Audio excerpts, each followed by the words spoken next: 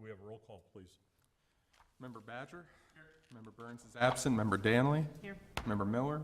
Here. Member Murray? Present. Member Russell? Here. Chair Peters? Here. You have a quorum, and I note that Member Burns is here also. Full house. Excellent.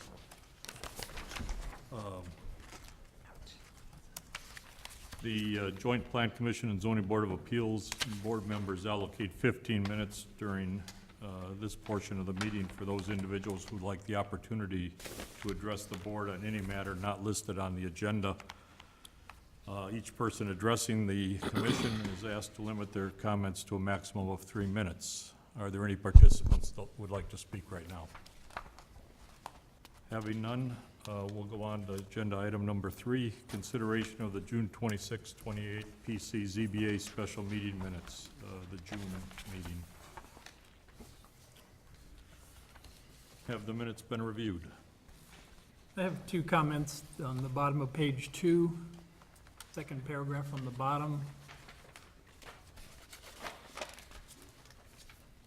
Second line, Glenn, in that second paragraph, he recommends designed customer parking. I think that should have been designated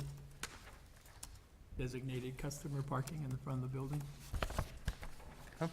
And then on page 3,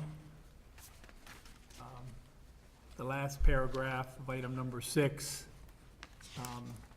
currently says requiring employee access in the rear of the building. Based on the discussion in the minutes earlier, there was a requirement that the employees be allowed to access through the rear of the building, but we weren't requiring that they go through the rear, only that they be able to access it through the rear because of the concern of people having to walk that very long driveway without a sidewalk, particularly in the wintertime. Thank you, Member Russell. Member Murray or Member Elliott, any comments?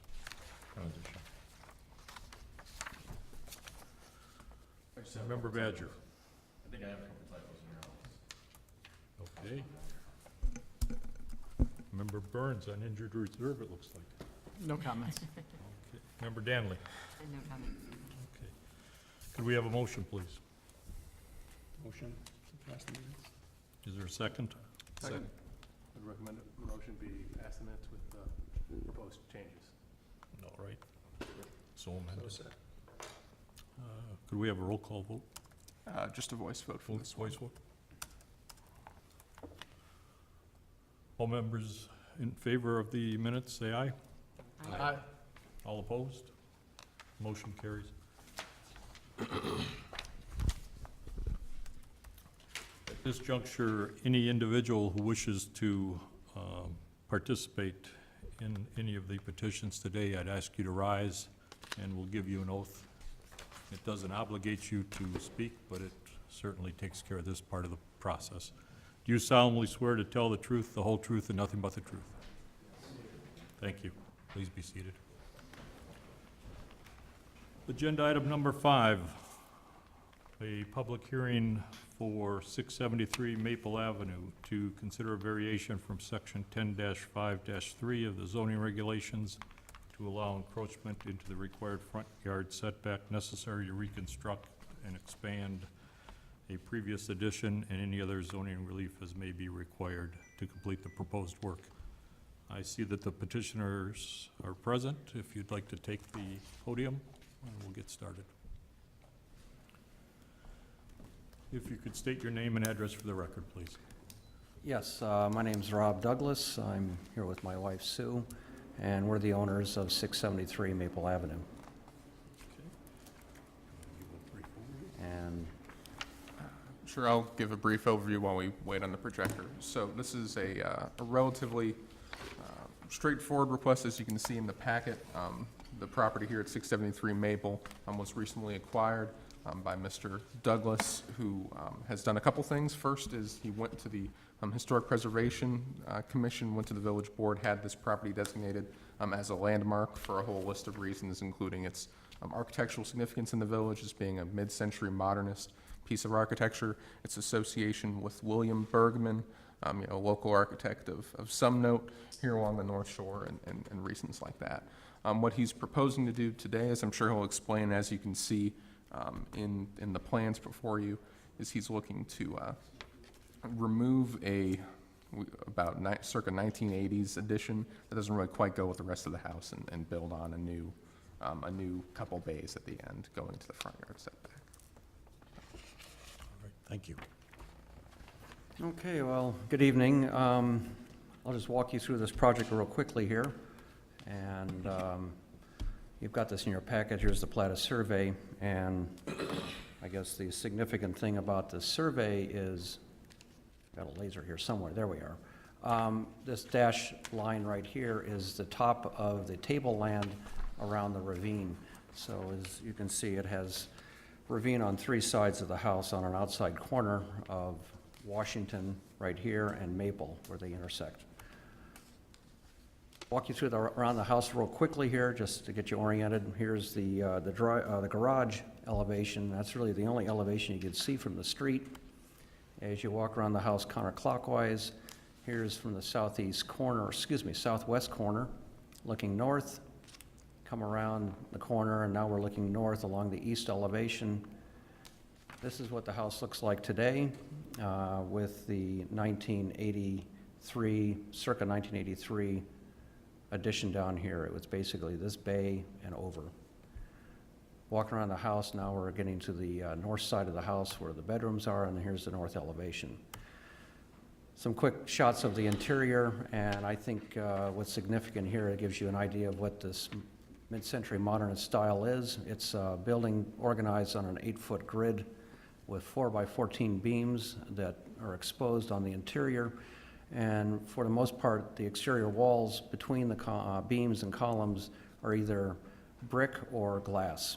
And then this will give you an idea of what we did this last winter. We acquired this house at the end of last year, and we spent the winter clearing a lot of the overgrowth in the ravine, removed invasive plant material, a lot of dead trees, a lot of ash were in there, and have really opened up the ravine, which now allows for more natural light and hence an opportunity to really have some stabilization done to the ravine wall. So I'll run through this real quick. As far as site restrictions, R2 is the zoning. We have a front yard setback of 30 feet. Rear yard, hard to really determine here, so we really use the 10-foot setback from the ravine edge as the rear yard setback. And then the side yard setback, which is the average of the width, which is about 18.6 feet. And as you can see with the site, with the lot size, a lot of it being in the ravine, there's capacity of building a lot of square footage here with a 40-foot tall building. That's certainly not the case with this existing house, nor with the addition that we're proposing. With the garage, it's 2,641 square feet, and with a screen porch of 163. So the proposed addition is 117 square feet, which is further encroachment on the south elevation by 15 inches. So it's encroaching into an already non-conforming condition. But total bulk with this proposed addition is 2758. Otherwise, it's pretty well self-explanatory. So I will just summarize real quickly the history behind this house, which is important to know, so that'll give you a better understanding why this variance request is being asked. This is the house as it was designed in 1955 by William Bergman. He had designed 6 of these buildings in this style. This is the last one remaining. During the 60s and 70s, this style building just didn't have any resale value, so unfortunately they were torn down. But this was the original building, and I think the significant thing here is that there was a breezeway connection between the main house and the garage. That was then infilled by the second owner in the 1982-83 period, creating a foyer family, and then they added this addition onto the end here. And so they added one 8-foot bay consistent to the rest of the building, but then added this more of a greenhouse element that you see right here in this diagonal shape here. And then that's what it looks like on the south elevation. What we're proposing is to bring back the original south elevation, and by manner of doing this is to add, once again, go back to the 8-foot modular grid of the house and add another 8-foot bay on here, which will then absorb the existing greenhouse element. As far as an overview, did a little figure ground here to help give a little more clarity of really how buildings relate to each other in this area. This is the Plata survey here that you're seeing. The green is depicting the ravine, and there's the bluff edge. So as you can see graphically, there's a significant wrap of ravine on three sides of the building. And then, of course, the distances here, 90 feet, which we did really by shooting a laser across the ravine to this house. It's 90-foot distance, 140 foot this way. The closest building is off to the northwest, which is not an area we're doing no work to, and that's 34 feet to the back corner of their freestanding garage in the backyard. So the impact on the neighbors with this 15 inches of additional projection is not, I believe, factoring heavily into the impact on the neighbors in a negative way. But here's the zoning reality. Front yard setback, we have two of them because they're on an outside corner, setback right here and another setback here. So the darker red color is the existing building right now. So that all is considered non-conforming. But as you saw in your packet, there was a 1983 variance that was given to this house to make that addition happen. 1983 is a long time ago, so I think clearly people might have been thinking differently, but that's what occurred. And this building right now, as an existing, encroaches 19.22 feet into the front yard setback, or 64% of the setback. We're asking for an additional 1 foot 3 inch, which will total out to 20.47 feet, which is 68% of the setback. And here's a close-up of it, so you can see all these calculations were done from the Plata survey to make sure we were being very precise. That's why it's done in decimal points like a survey measurement is done. So here's the proposed house. I don't think I really have to get into all this detail, but here is really the area in question here. Instead of going through the elevations, let me just do comparisons real quick. Here's the existing east elevation with this shed, or a greenhouse shed element. This is what we're proposing to do, to absorb it with another 8-foot bay system, and it'll absorb that form up. We are going to be enlarging the screen porch, but here's an example where I think it was kind of odd. It was 12 feet in width, so it was 1.5 modules, and we're going to make it, I think, more compatible to the building by doubling it up so we have 3 bays connecting the screen porch to the house. Here's the existing elevation, south elevation with that greenhouse element. Here's the reconstructed south elevation as it was originally seen in 1955. We're also introducing elements of the old breezeway, which is vertical 1x4 louvers that were designed by the original architect. So that'll help, I think, create greater separation between the main building and the garage. Once again, here's that existing element, and we'll absorb it here. We'll also be moving the garden wall entrance. Currently, it's right up against the face of the house. We're going to bring it out 2 bays so that we have a little more room as a prequel to getting to the front door versus just being right at the front door. North elevation, it's really more about what we're trying to do with the original design. And we can always go back and talk about any of this stuff if you really need to talk about it, but I want to show you the landscape plan. This is John Mariani has generated this landscape plan for us. It's all indigenous plant material, and that was part of the whole thing with the ravine, was to eliminate any of these invasive plants so that we can be really compatible accurately with the landscape. But more importantly, with the neighbor to the south, we are going to be planting some evergreen in here, which will help screen and buffer additionally with the neighbor to the south.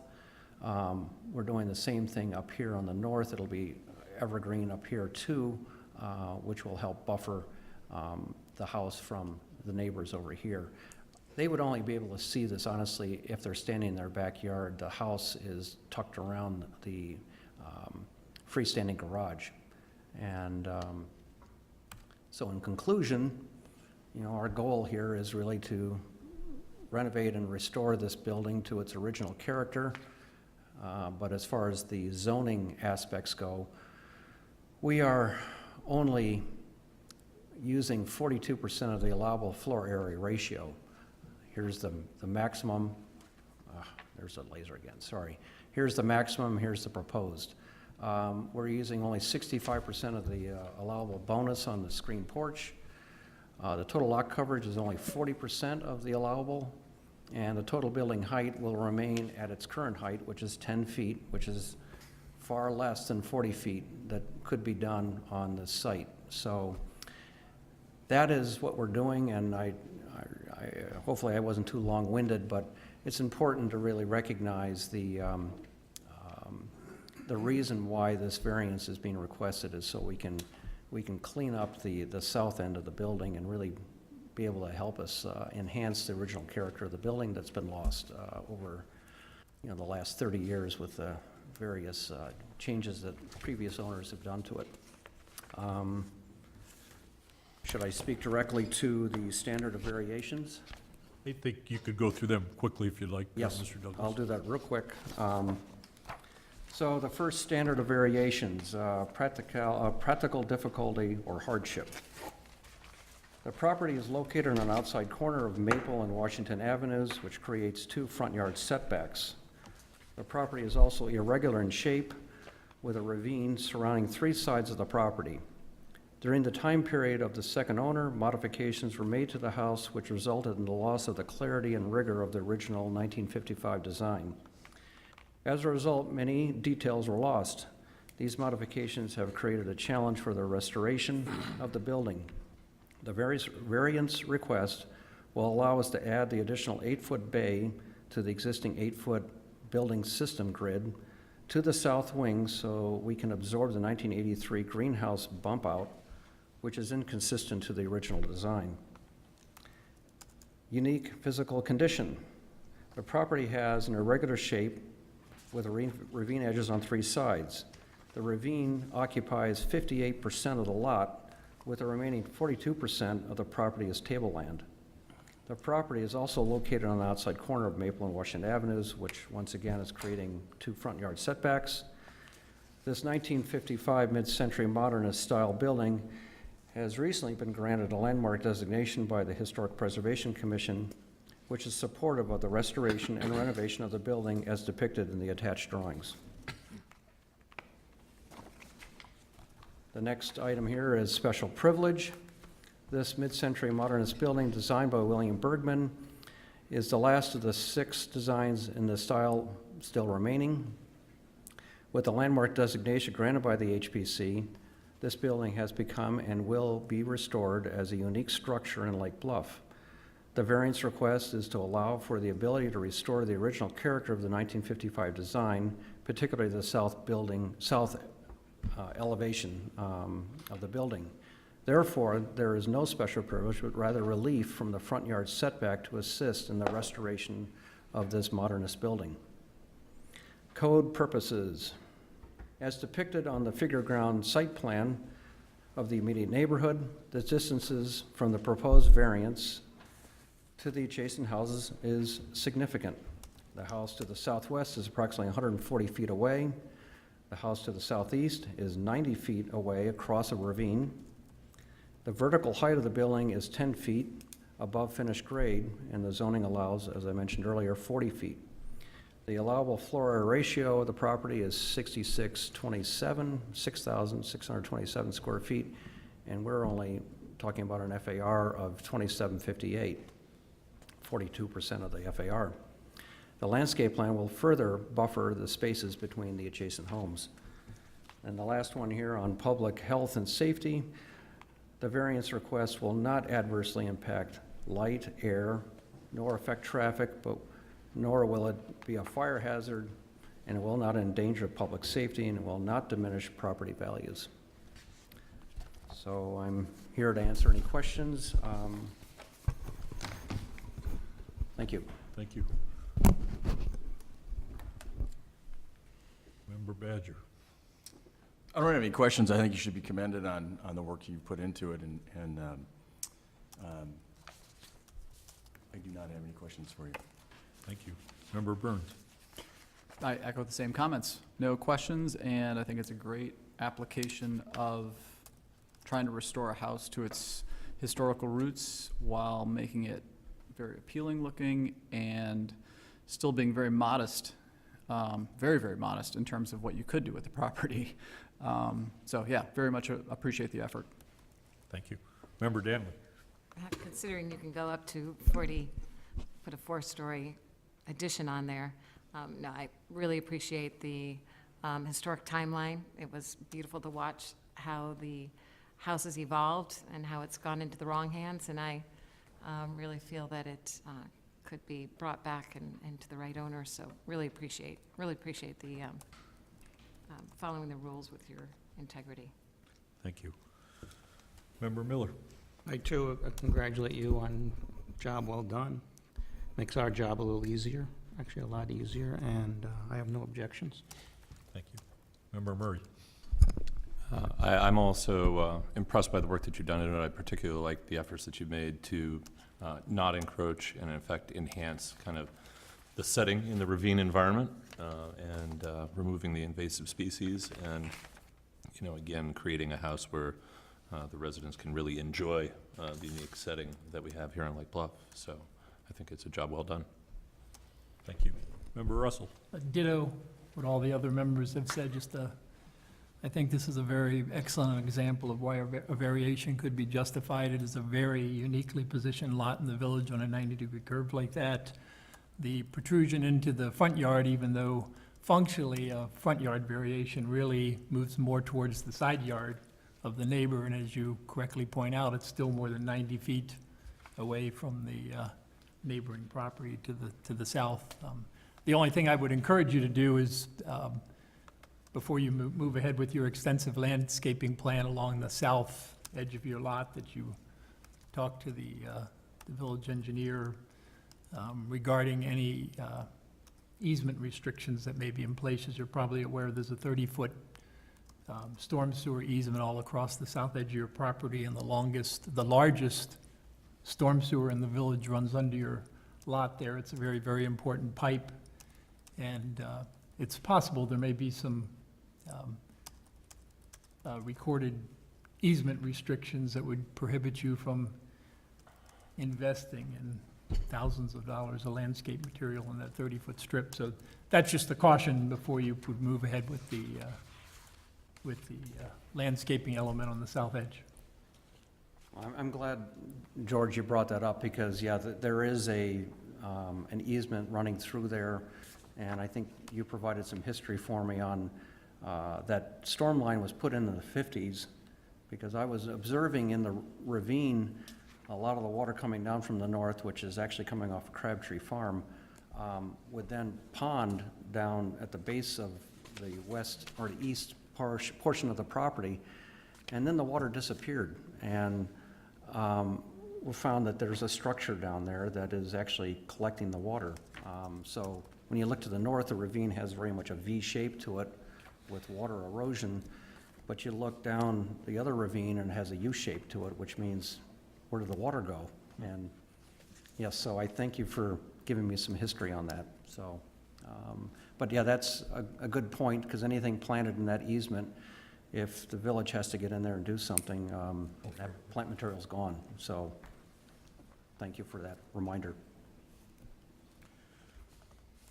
I have no additional comments, Mr. Douglas. I think the commissioners hit all the high points, and I think we're in a position for a potential motion. In this instance, we're a recommending body. We're not a dispositive body. Motion to recommend approval of the variance? So moved. Is there a Second. second? Okay. Can we have a vote, please? All right, the order is random. Member Burns, Aye. Member Miller, Aye. Member Danley, Aye. Member Badger, Aye. Member Murray, Aye. Member Russell, Aye. Chair Peters. Aye. Motion carries. Thank you very much. Well, thank you. I appreciate your support on this.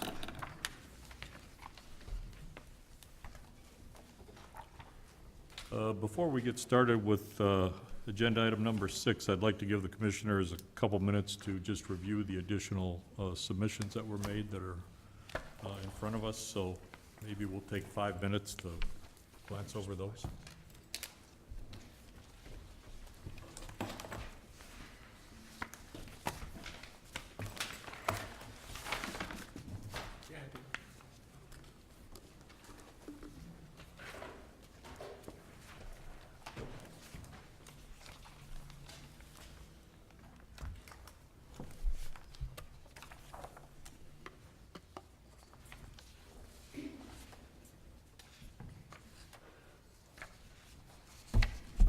Just plug in.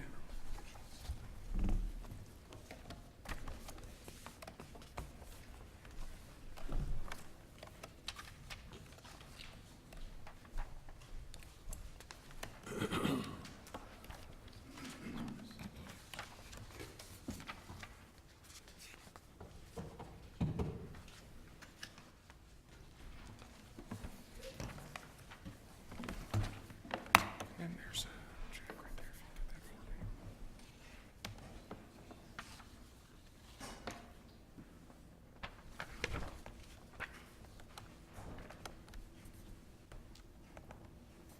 There we go.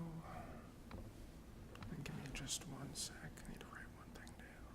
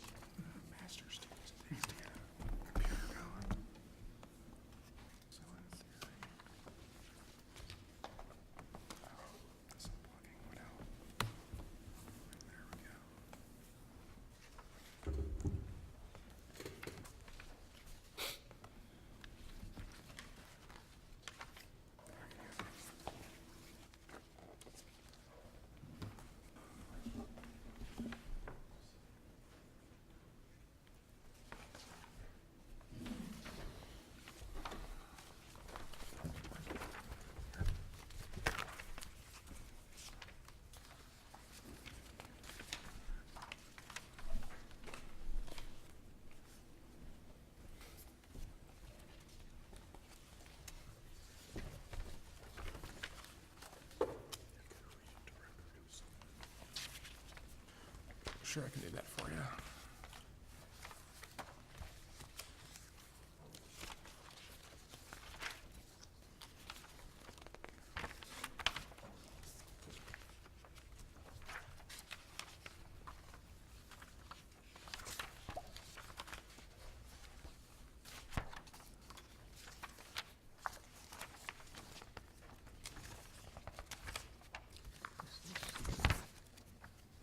Is this legit?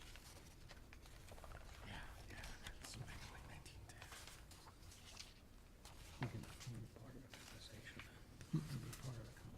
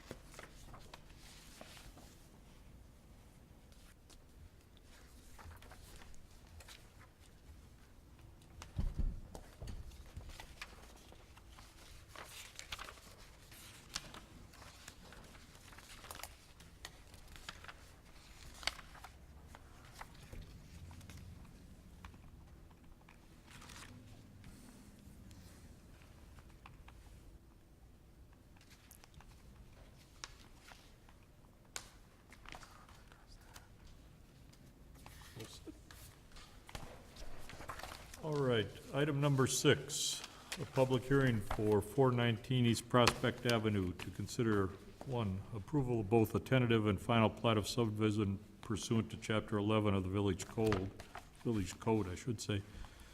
Secondly, a variation from Section 10-5G-3 of the zoning regulations to allow the creation of a lot smaller in area than that required by the zoning ordinance. Thirdly, any other zoning relief as required to allow the re-subdivision to produce 2 buildable lots. The subdivision proposes to divide the subject property totaling 12,500 square feet into 2 lots. The existing structure at 419 East Prospect will be located on Lot 1 and is proposed to have a land area of 5,000 square feet, which is below the minimum lot area permitted by the zoning ordinance. Lot number 2 is proposed to have 7,500 square feet and is located to the east of Lot 1. Before I invite the petitioner up, I would ask that any public participant be limited to 3 minutes with respect to their public comments. I'd like to have the petitioner go first. We'll follow it up with any comments from the public, 3 minutes each, and then we'll go into questions from the commissioners. So if the petitioner would like to step forward. Thank you, Mr. Chairman. Good evening. I'm Robert Helly. I'm along with my wife, Ellen Lay, we're the owners of the property at 419 East Prospect. We'll try and go through my portion of this very briefly. We are recently married. We're kind of a Brady Bunch family. We now have 6 kids ranging in ages from 20 to 27. So we are looking to have access to many bedrooms for several years. However, 10 years from now, our youngest will be 30, and probably at that point will be true empty nesters, in which case 1 large house would probably be inappropriate for the 2 of us. Therefore, we prefer to propose 2 medium-sized houses as opposed to 1 large house. So in the future, when we do become true empty nesters, we're able to stay in the location longer rather than having to sell. We tried to incorporate the existing house into a larger home. I think that was presented several months ago to the Historical Committee. Through that process, I think we both came away with the feeling that it had just become wildly unwieldy and extremely expensive. And really, we came back to the conclusion that for ourselves anyway, we felt the subdivision was the best option for our needs. From the village's standpoint, we feel the subdivision allows for the renovation and maintenance of the old house, and the two lots are in character with the existing lots in the neighborhood. We've noted that there are comments about the open space on the lot. One of the points we would like to make is that's essentially an enormous front yard. A large front yard is really not, we feel, appropriate for our uses. I don't know that there are too many people who really would want a very large front yard, and essentially, on this lot, as it currently exists, no backyard at all. The house, as Ed will demonstrate, is at the far opposite corner of where one would like to have it for this type of site. So, in conclusion, if we're approved, we will renovate the old house as Ed will present, and propose a medium-sized house on the lot that's created fronting Moffett. And that's a fully conforming lot, so it could be a fully conforming house.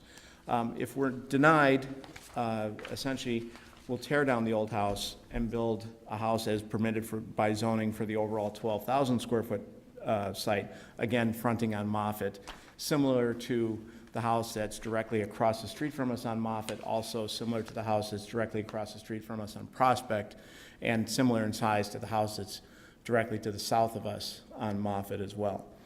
So essentially, we're kind of faced with at this point, we're at a decision point for ourselves. Either we go the route as Ed will propose tonight, or if that doesn't work out, then we will go the opposite route and just work with the site as it is. So with that, I'd like to introduce Ed Deegan, our architect. Thank you.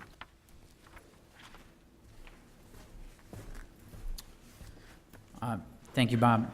Again, my name is Ed Deegan. This evening, I just sort of want to walk through the concept for the subdivision of the property, and realizing that the two lots that are being created, the western lot, which we're calling Lot 1, has the existing 1800s, late 1800s structure on it.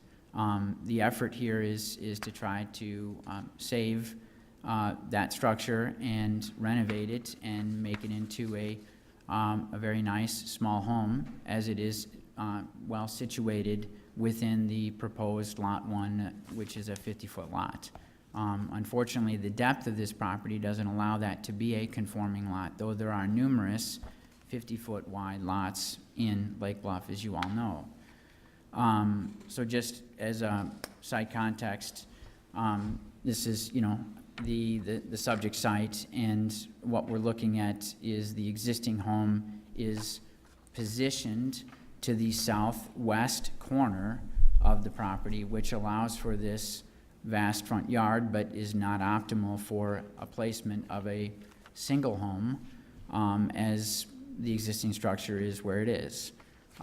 We thought that it was logically placed for this type of potential subdivision that would allow it to sit very nicely within the initial 50 feet of this proposed Lot 1 subdivision.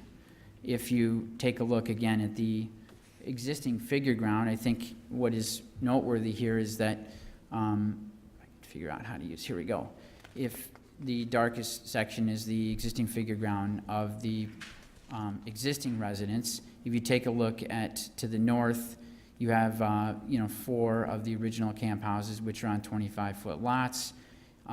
The lot adjacent to it, just to the west, is a 50-foot lot. So what we're suggesting is, by figure ground, architecturally, urbanistically, is not out of character for the street or the streetscape. And again, the effort here really is to, how do we maintain that existing structure in a way that's appropriate for the character of the street, and not overtake the scale. So this is why we're going down, or one of the many reasons we're trying to go down this road.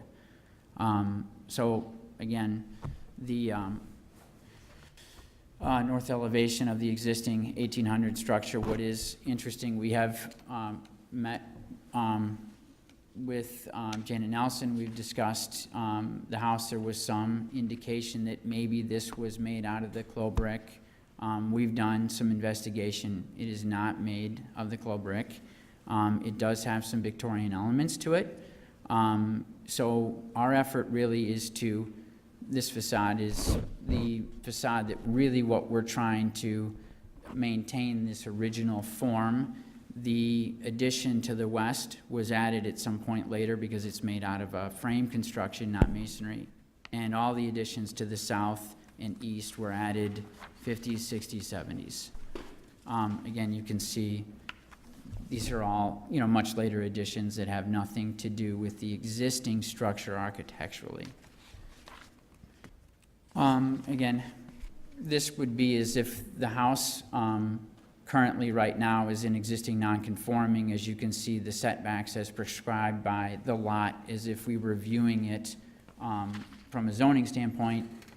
Here's the house as it exists, and the zoning is required. Existing non-conforming to the south and existing non-conforming to the west.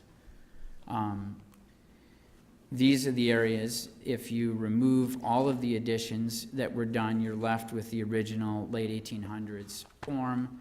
That's as it stands right now with the additions, and those are the areas that we're currently proposing to be removed.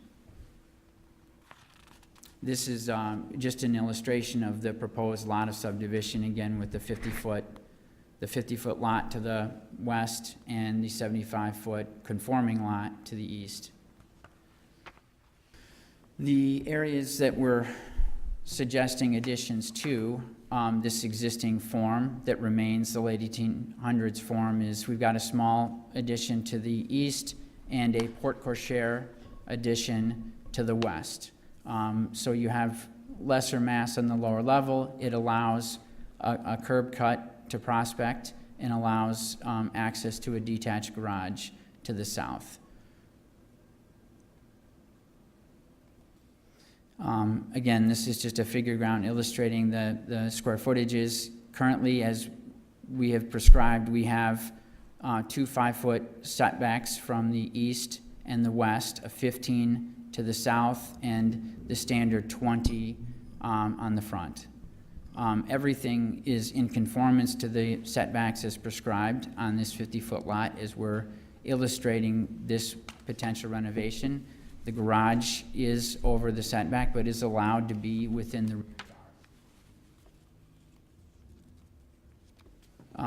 this just illustrates a conceptual floor plan. It north is up, so we're suggesting a new covered porch off the front of the house. The addition to the west is illustrating the porte cochere, vertical circulation, and entry element. And then to the east, we have a dining element, kitchen area, and living area. So the first level is all public space, and this is illustrating the detached garage to the south. Second floor, it's a 3-bedroom, so 2-bathroom. The master is off the north, off the front. The vertical circulation is here, and 2 small bedrooms and a Jack and Jill. So what I did here is I superimposed the existing, side elevation.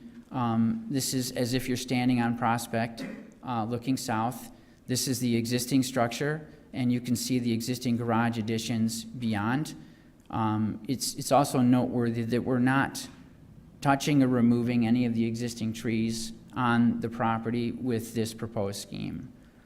So there's great trees in the front yard, we're not touching those. This is the proposed elevation. You can see the existing 1800 structure where we've wrapped a porch and have a porte cochere addition off to the west, and a small addition, 2-story addition to the east. Those forms are minimized, lower in height relative to the height of the proposed or existing gable structure. This is as though you're standing on Moffett, looking at the existing up top here.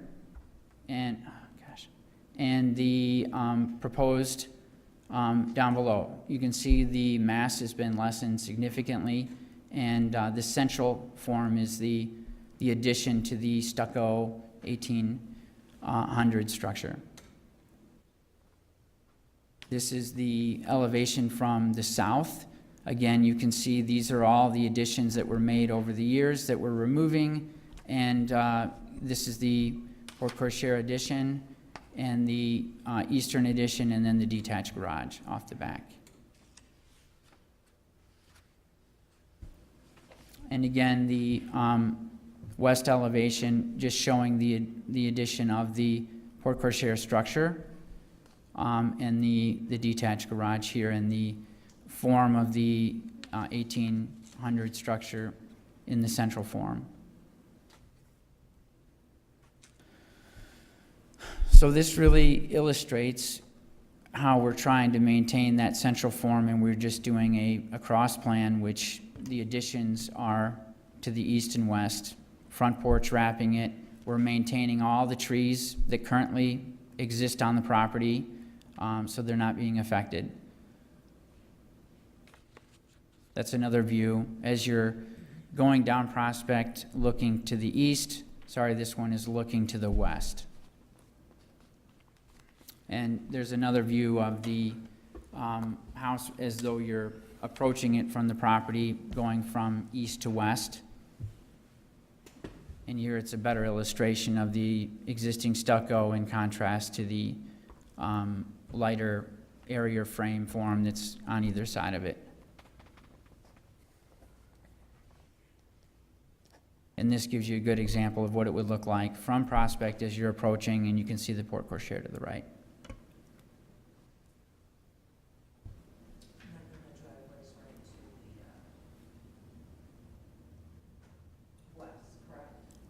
Pardon me? This picture doesn't have the driveway. Yeah, sorry, but the driveway is right here. It's kind of dark. I can go back to that shot which illustrates it. So the car would drive under the porch? That's right. It would drive through the porte cochere to the back, correct. There are probably 3 or 4 porte cochere structures in the village today. Could I ask a question about your setback from Prospect? The plane that you show on your existing, to my eye, is set back farther than the house actually is. It appears to me that the plane at the front of the house, the most forward element right now where the windows are that you showed, is in line with all of the rest of the houses down Prospect. So this porch would jut out considerably further into setback than any of us are at this point. So the structure as I have it designed stands within the required 20-foot setback, and it's still well inside of that proposed setback. That driveway is gonna go right by 452's bedroom, 5 feet away. She's very upset about your actions. Well, if I may interject, I think let's let Mr. Deegan continue with his presentation, and then during the public comment period, you can feel free to raise that type of question, and we'll get it addressed. But that way, he can flow through his presentation, and we'll go on from there. Thank you.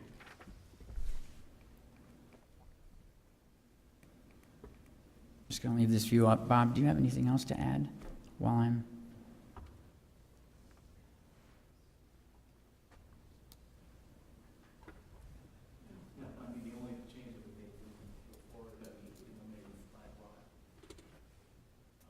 That's right. That's right. So one of the iterations in our discussions with the village early on was to maybe introduce a drive that was a flag lot, and we ruled against doing that to not have any unusual easements or, you know, anything that would be extremely out of the ordinary. So, happy to answer any questions. Well, I think we're going to go through the public comment, and then Okay. we'll have you, well, just one second, please. Before we get into that, I think we'd like to read into the record the listings of letters that have been submitted or emails with respect to this petition. Sure, so over the past 10 days or so, we've had 2 letters from the Barthold family, 4 from the Bjork family, 1 from the Caldwell family, 1 from the Russell family, 1 from the Ashley family, 1 from the Francoeur family, and 1 from the Boyle family. Again, those were the letters presented here at the dais for you. Thank you very much. Those are all incorporated into the record, so to speak. And I'm sorry, just a correction for the record, that one letter was not from the Russell family, it was from my wife. Yeah. Thank you. Very important. All right, now we're ready to entertain any comments from the public, provided you've taken the oath.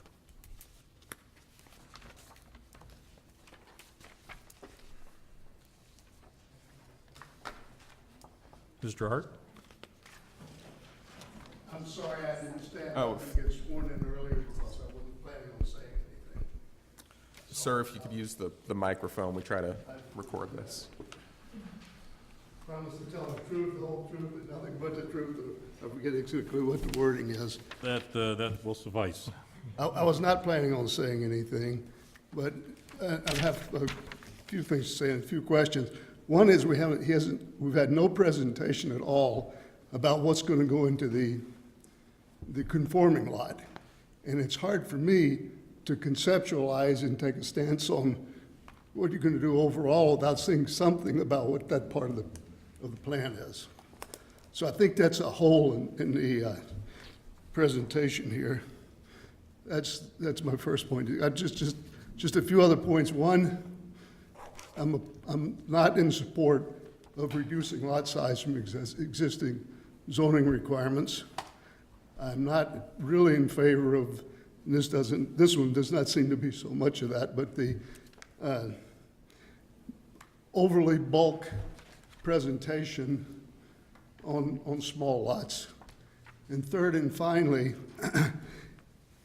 George for sure knows, but the village spends a heck of a lot of time dealing with stormwater runoff and impermeable surfaces and drainage issues. And that's a big, nice permeable lot there. And all of that water, a lot of that water from that part of town ends up in a ravine as a stormwater management technique. And when you get the roaring storms through there, it cuts under the toe of the bluff. We've already had to spend a lot of money trying to rebuild the ravines down there, and this just seems to be a step that's likely to increase drainage problems in that part of town, which are bad to start with. I probably took more than 3 minutes, but thank you very much. Thank you.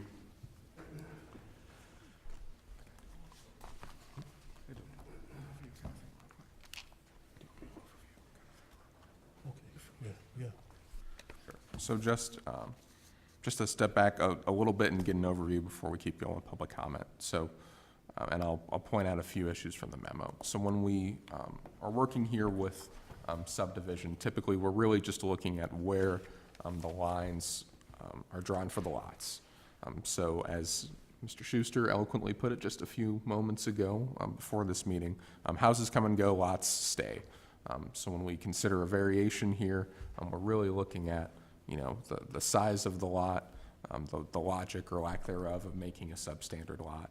Traditionally, we don't get into, the applicant always has the option to present ideas for what they would do for a home on either lot, but traditionally, wouldn't be required to present that. As you know, as long as houses are built within the village's many standards, dealing with things like stormwater and how big they can be and where they can sit on the lot. Those aren't subject to architectural review or anything like that, like down in Lake Forest or other communities.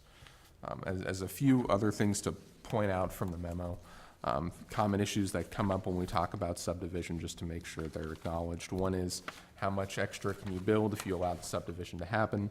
You go from one house to 2 houses, but do you really get into different bulk, different coverage on the lot, things like that? We provide you an overview of that in the memorandum. Essentially, you can build, because our zoning code treats smaller lots a little bit more generously, to keep them buildable and attractive. You do pick up a little bit of possible floor area. You pick up a little bit of possible impervious surface, but in terms of setbacks from adjacent lots altogether, lot coverage to how much is covered by buildings and so on, you stay about the same. Similarly, stormwater is always an issue, especially on the east side of the village. Certainly any, plenty of construction activity, plenty of adding of impervious surface can affect stormwater, and so there's a lot of different ways to think about that. The one we've presented here has two things about it. The first is we look at, again, thinking about what you're allowed to do. We look at the worst case for how it is now and the worst case for how it could be in the analysis we give you. So assuming that, again, you don't have to come to us to ask permission, you just need to pull a building permit, and then you can build a very big house with a lot of impervious surface and so on and so on, or, comparing that situation to what can happen on 2 lots. So we've got some math in there as far as how many gallons of stormwater runoff that could create.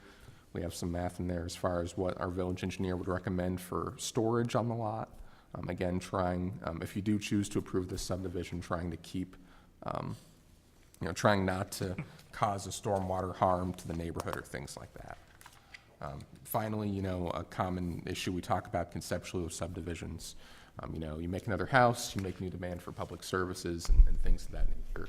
Here in the village, we have a fee structure that's meant to offset those things. So we think that adequately addresses that issue as well. Again, none of that speaks to the merits of the application, just safeguards we want to say are in place, make sure everyone knows how the system works if, as we consider this item as we move forward. Thank you, Mr. Cole. All right. Anyone else from the public that wishes to address this issue? Are we allowed to ask questions? Yes.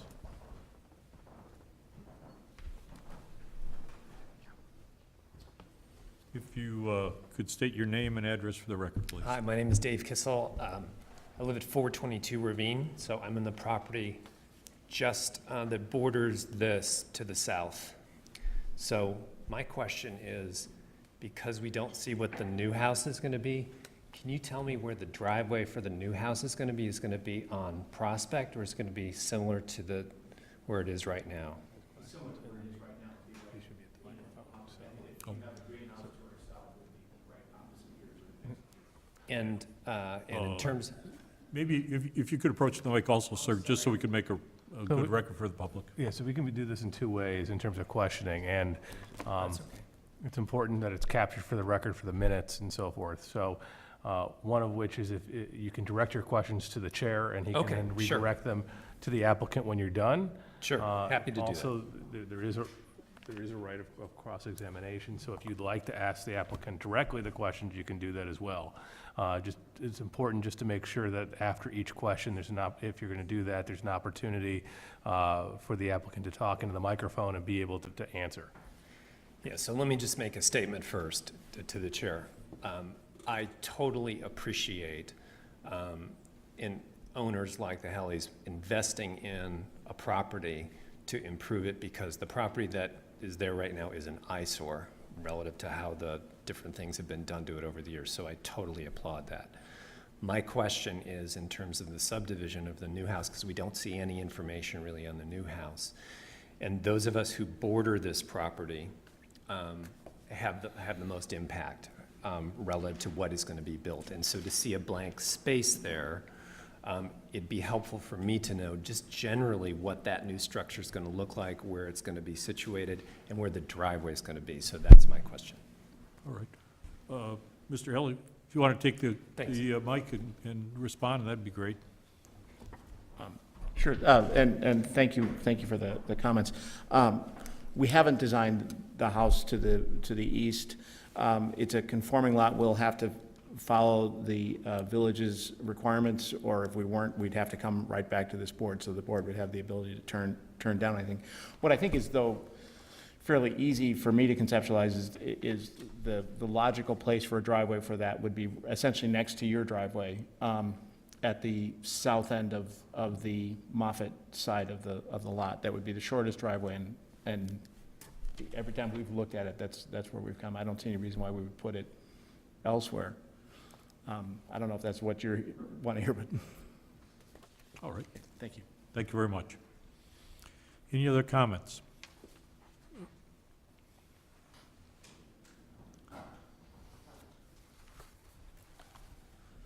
My name is Stephanie Bjork. We have currently 414 East Prospect, and we renovated 415, which is directly to the west of this house previously. So that was our house previous to this one.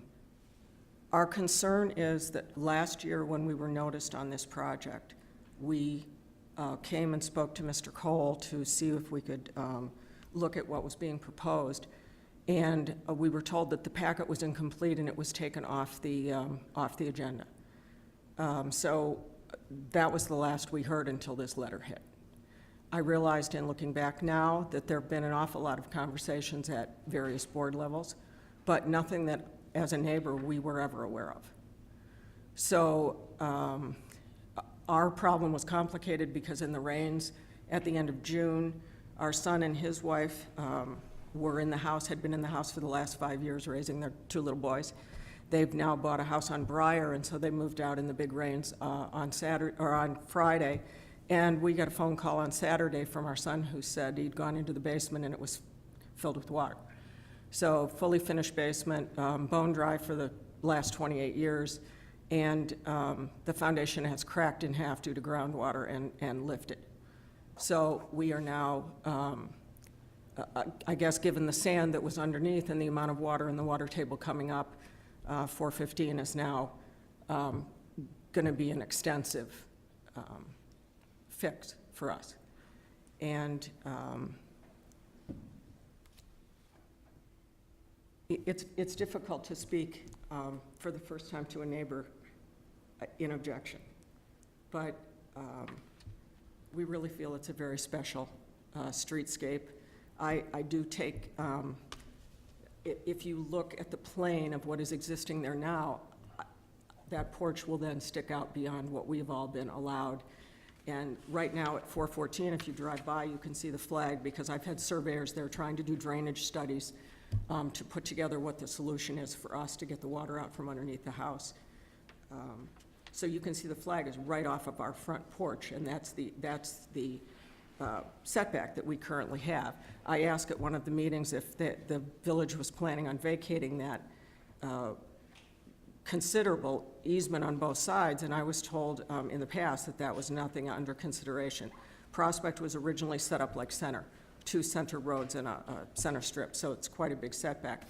I noticed in the plan, and I asked for a FOIA on the vacated document number that's shown on this now what would be the conforming lot portion, and I was denied the FOIA for that document to show how that easement was vacated on this new proposed lot.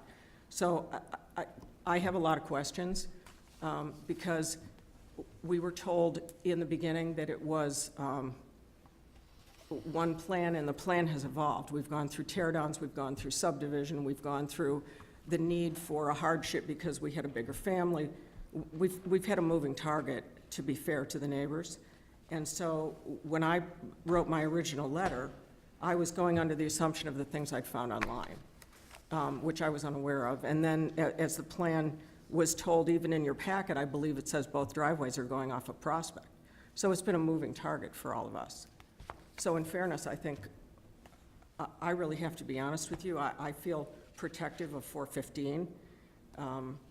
She has a bedroom that is within 5 feet of the side of their current house, which would be within 5 feet of the driveway. That's their setback between their 2 buildings. So that porte cochere and the driveway underneath it is within 5 feet of her house. And it was a house that was lovingly restored. It's listed on the National Register survey as being a significant contributor to the Prospect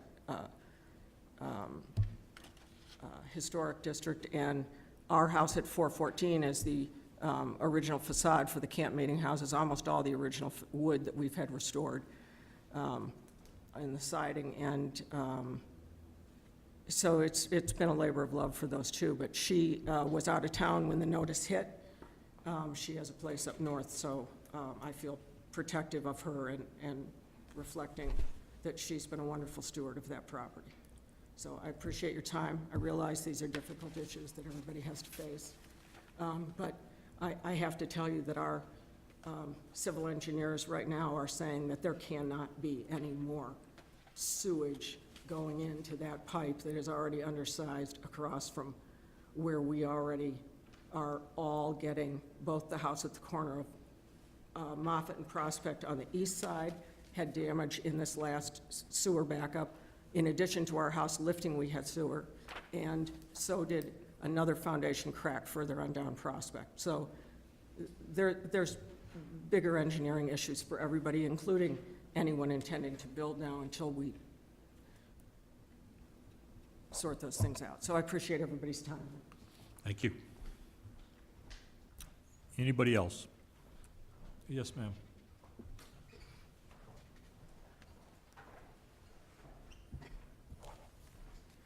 Hi, my name is Renee Boyle, and I live at 402 East Prospect.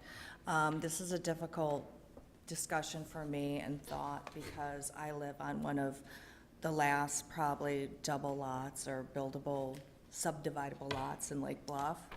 I looked for that house for over 10 years. I also own a property at 345 East Sheridan and was actually situated between a tear down, a rebuild on the east side. On the other side, we had a contractor put an addition on his house, and then it burned down on New Year's Eve, and then he rebuilt. So I've been in between 3 homes being built, and it is no fun for anybody. Part of my question, I believe your work is excellent. I know you're trying every which way to make this work for you, and I understand that. But I've also been in Lake Bluff for 25 years, and I understand how hard it is to find a beautiful house east. The way I'm looking and doing the books, my house is worth more money if I tear it down and build 2 smaller homes. And that is a situation that a lot of older homes and people in the village are expressing, and I think it's shameful. So as we age, we're not gonna need the big house that we have, and we would want the same consideration. Tear it down, start over with 2 smaller sized homes. And by allowing this, you would allow me the same right and opportunity. So when you look around this town, I know that all of you enjoy this town, you work hard for this town, you're proud to be in this town, or you would not waste your time sitting on this board. It has to stop somewhere. It has to stop. It's costing people, friendships have been ruined, family fortunes have been lost over. So I expect the same consideration if these things continue. And I think whatever happens for my neighbors, whatever happens if it's 2 houses or 1, I think it would be shameful to allow 2, that they're protected. With the water, I'm probably gonna have my sewer checked. My toilets aren't flushing right. Our water situation is not the same as it was 2 years ago. Something is going on in that street. And Board, I appreciate your genuine consideration for the preservation of Lake Bluff, because if you grant these considerations, I will be back here in 10 years asking for the same consideration, as I don't need a bigger house anymore, or 2 for my kids, because that would be the only way I could protect my investment, by doing the math, because I can't, if I don't need the space, I can't sell it for 1. My next buyer, unless I put a lot of money into it and made it more modern, it would make more sense for me to sell it as 2. Thank you for your Thank you. consideration. Anyone else? All right. Well, let's start with the commissioners. I think we'll have Mr. Deegan and Mr. Hale approach the podium and we'll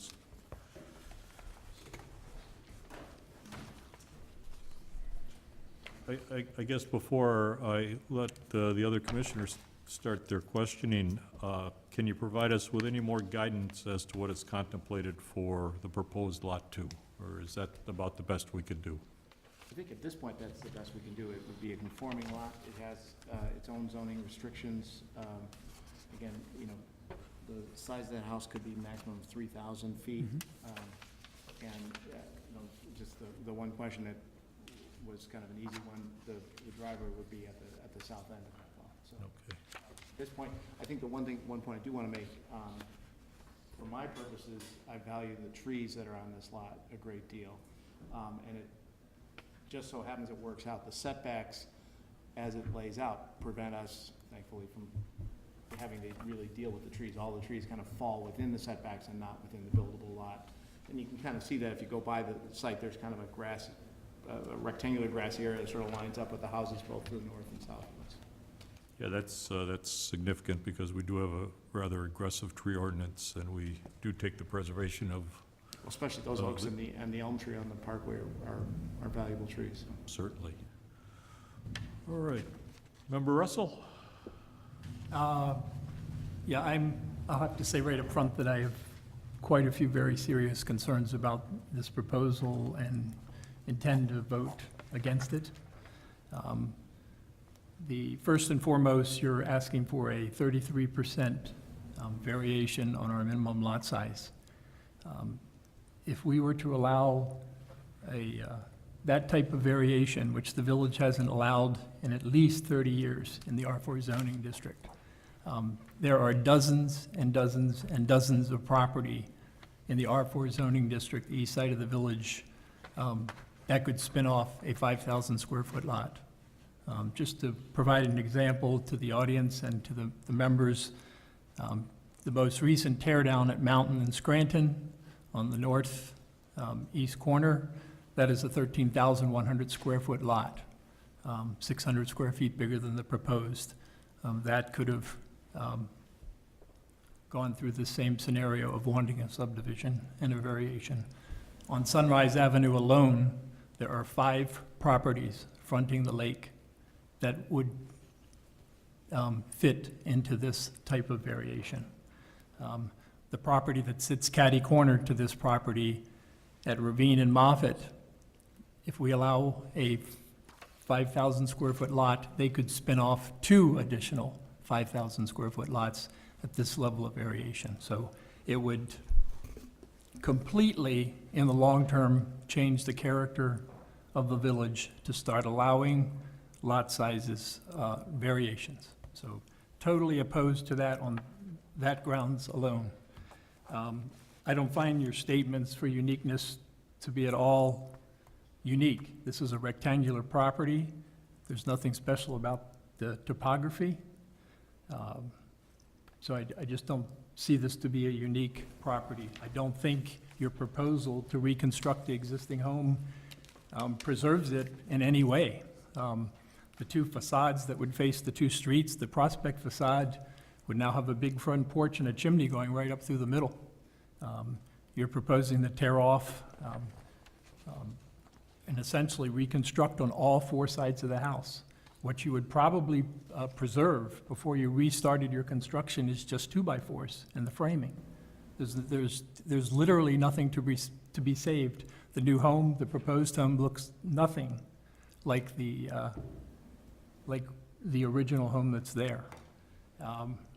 The staff report indicates that with the 2 properties in the subdivision, that there would be an approximate 500 or 700 square feet in floor area, when in reality, there would be 1,580 potential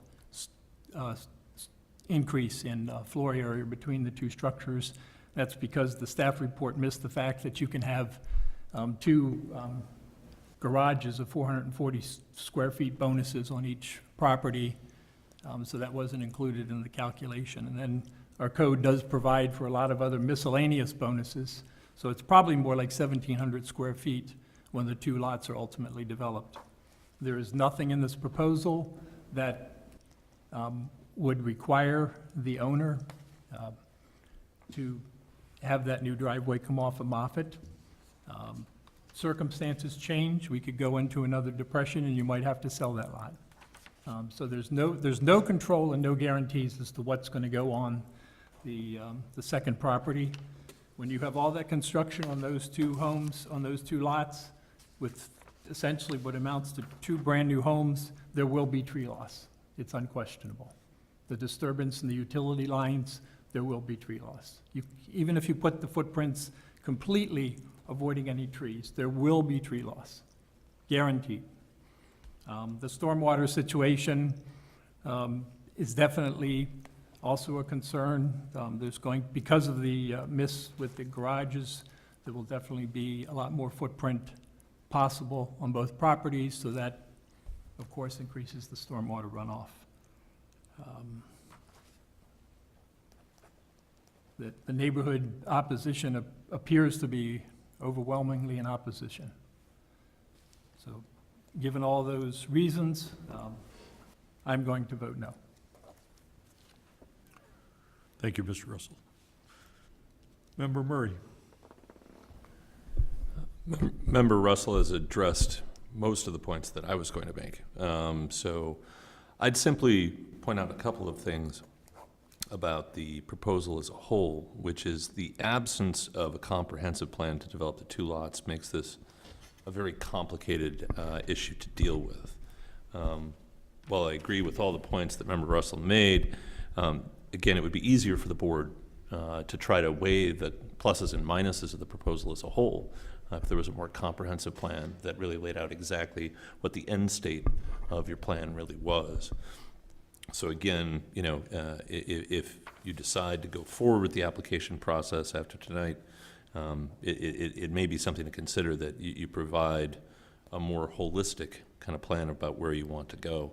I do think that it bears noting that, although you've mentioned a couple of times it's a conforming lot, your new lot, you are looking for a setback variance there as well, off the street, I believe. Is that correct? No. In the original plan? I don't, Is that not from the packet that we had in terms of the setback off of Moffett? The existing setback? Okay, my apologies, I misread that.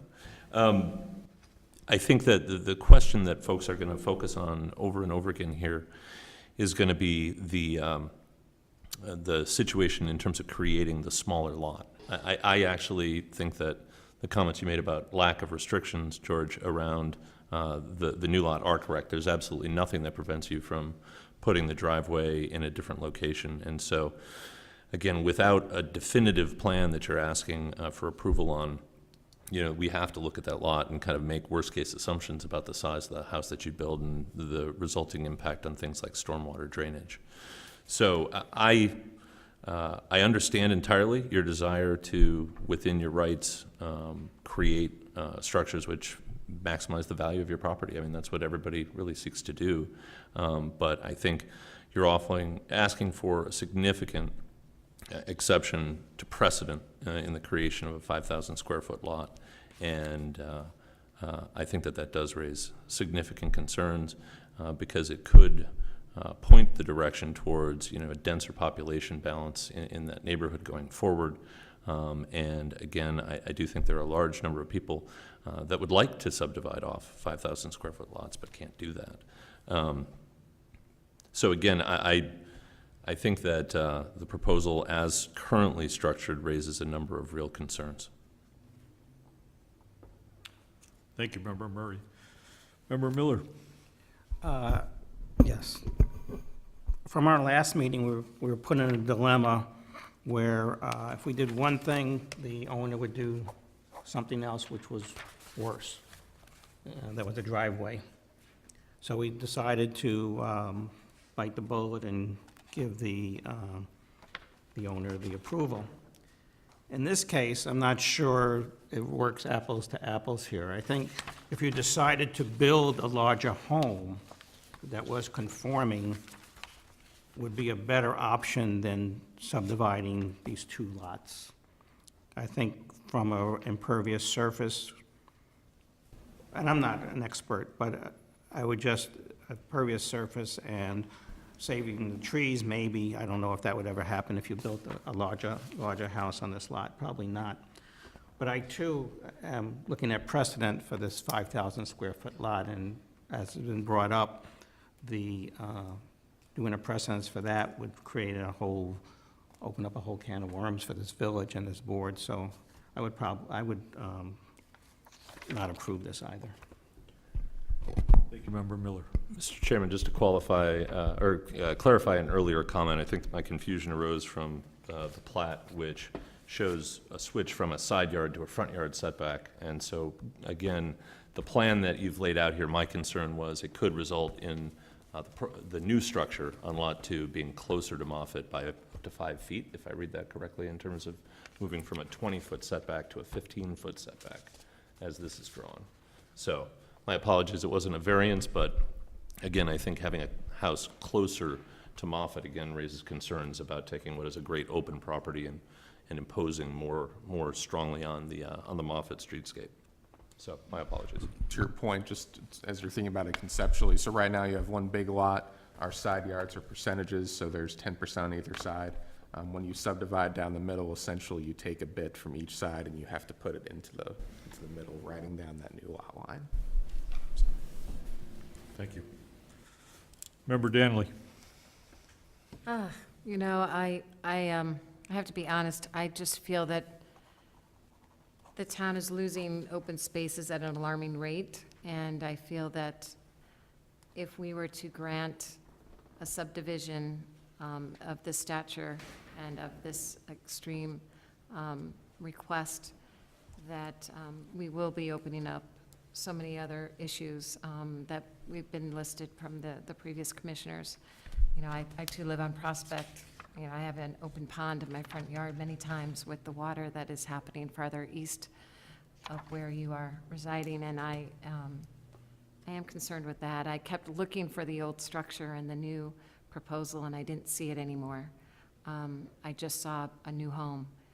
And so I don't know, with the words and not having visuals, how I feel confident moving forward, and I honestly say that I can't. Thank you, Member Danley. Member Burns. So,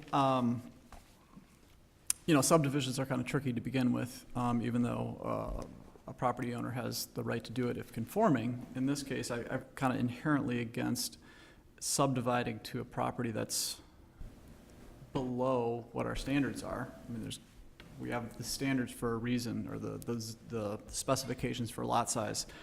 And as George pointed out, making a variation of this magnitude must have pretty significant reasons for doing so, in my opinion. You know, when you talk about the 33%, and also just the runoff and other issues that would result of utilizing that property in a greater extent. And so, as was mentioned before, I think, George, I don't agree with the hardship from a zoning perspective. I just don't think that it's a nice lot. That being said, we have had consideration for historical significance where this definitely would fit. But frankly, I also agree with prior comments that I don't believe that both not being able to see it from the east and having, in my opinion, dramatic changes to the facade of the house, I wouldn't even see it as the same house. There are little bits and pieces that kind of resemble, but it's really not the same house. It's not a preservation. In addition to that, there's no permanence to this. I think, as Glenn said before, we're subdividing the lot, not the house. We're not preserving the house. So this could easily be subdivided, and 5 years later, boom, it's gone. And so, you know, it would have to be a big ask, or it is a big ask, and it would have to be a very strong story to show how it was being preserved, and it's not adding up for me. So I'm not in favor of it either. Thank you, Member Burns. Member Badger. Well, first, I appreciate you've obviously spent a lot of time and a lot of effort and a lot of dollars trying to figure out what the best way is. And to solve what you want out of this property, and so I certainly appreciate that. I'm not going to reiterate what the rest of the board has said. They all have raised some very good points. You know, taking the lot size down by a third is very substantial, and it opens up a whole can of worms. The one thing that it dawned on me as I was looking throughout the presentation is the effect on the infrastructure. And while maybe not directly a zoning concern, but adding, you know, taking one lot, one that would be non-conforming, adding another house on it, creating two homes, would just essentially double the efforts or the drain on the infrastructure for the village, which we've heard. I don't live on the east side of town, but I've certainly noticed that there is flooding issues and infrastructure issues. And certainly allowing a non-conforming lot size to essentially double the drain on the village infrastructure, to me, doesn't make sense. So that would be the only comment that I would add to everybody else's. Thank you, Member Badger. The commissioners have been very articulate in expressing their opinions on this particular issue. I personally have always been a proponent of one larger house as opposed to two smaller houses. The overall bulk is reduced when you have one large house. There can be a perception of the magnitude, obviously, but we have constraints and regulations in place to limit, obviously, sizes, height, and everything else. I think you can tell from the tenor of the discussions that if a vote were to go forward tonight, if there were a motion, I suspect the motion would be to recommend against the subdivision. And obviously, that's one alternative that you have, is to request a vote, request a motion. Other alternative would be to take the statements of the various commissioners to heart, especially with respect to what's contemplated for proposed Lot 2, although I think, as you've indicated, or as was inferred, proposed Lot 2 would be built to the max, so to speak, as most of the 7,500 square foot to 9,000 square foot lots are in Lake Bluff. And so you certainly have the opportunity to request that we continue this petition to a date certain, perhaps next month or perhaps the month after, to see whether or not there are any reasonable alternatives, or alternatively, I could request a motion, and we'll see how that plays out.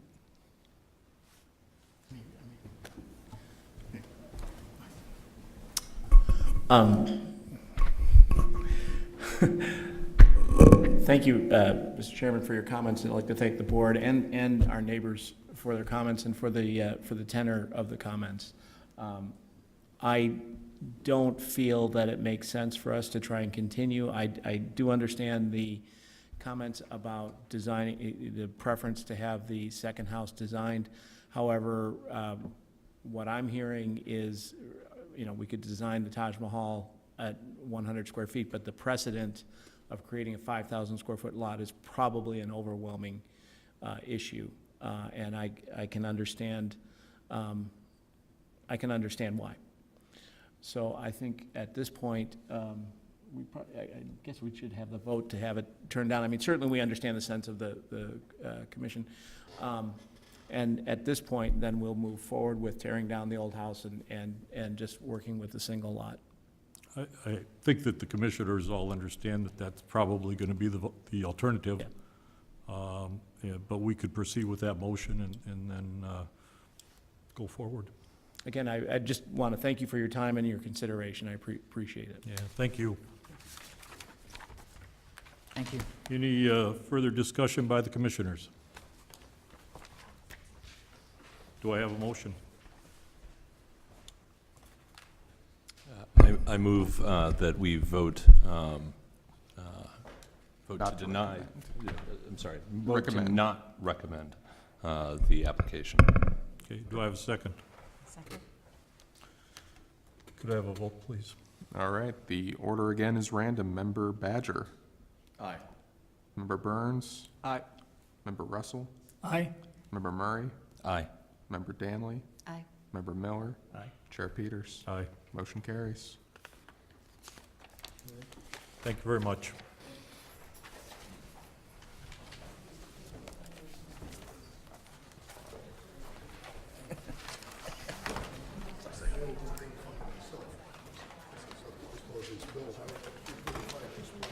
Yeah, let me grab that for you real quick. I think we've met before. Everybody knows Bill Hart. We've got you on video. Got you on audio. Thank you. Good to see you, Bill. All right, agenda item number 7. We'll give him a couple minutes.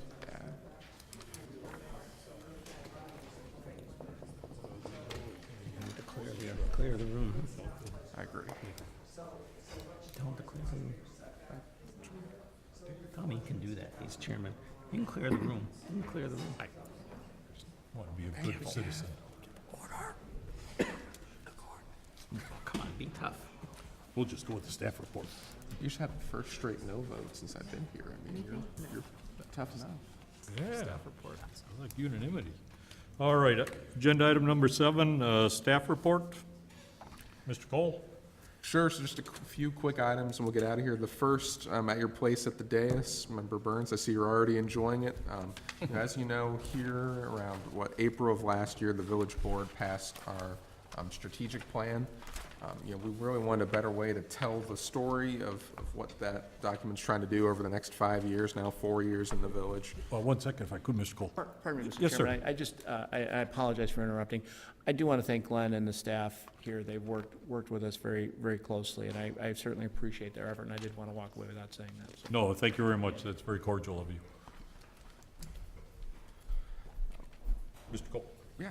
So we put together a very nice, shiny, glossy book, try to tell a little bit of the story of our village, of where we see this vision going for the next few years. Again, this is sort of while we're working on the comprehensive plan, a big, longer document, more of a 20, 30-year timeline, more of a land use focus.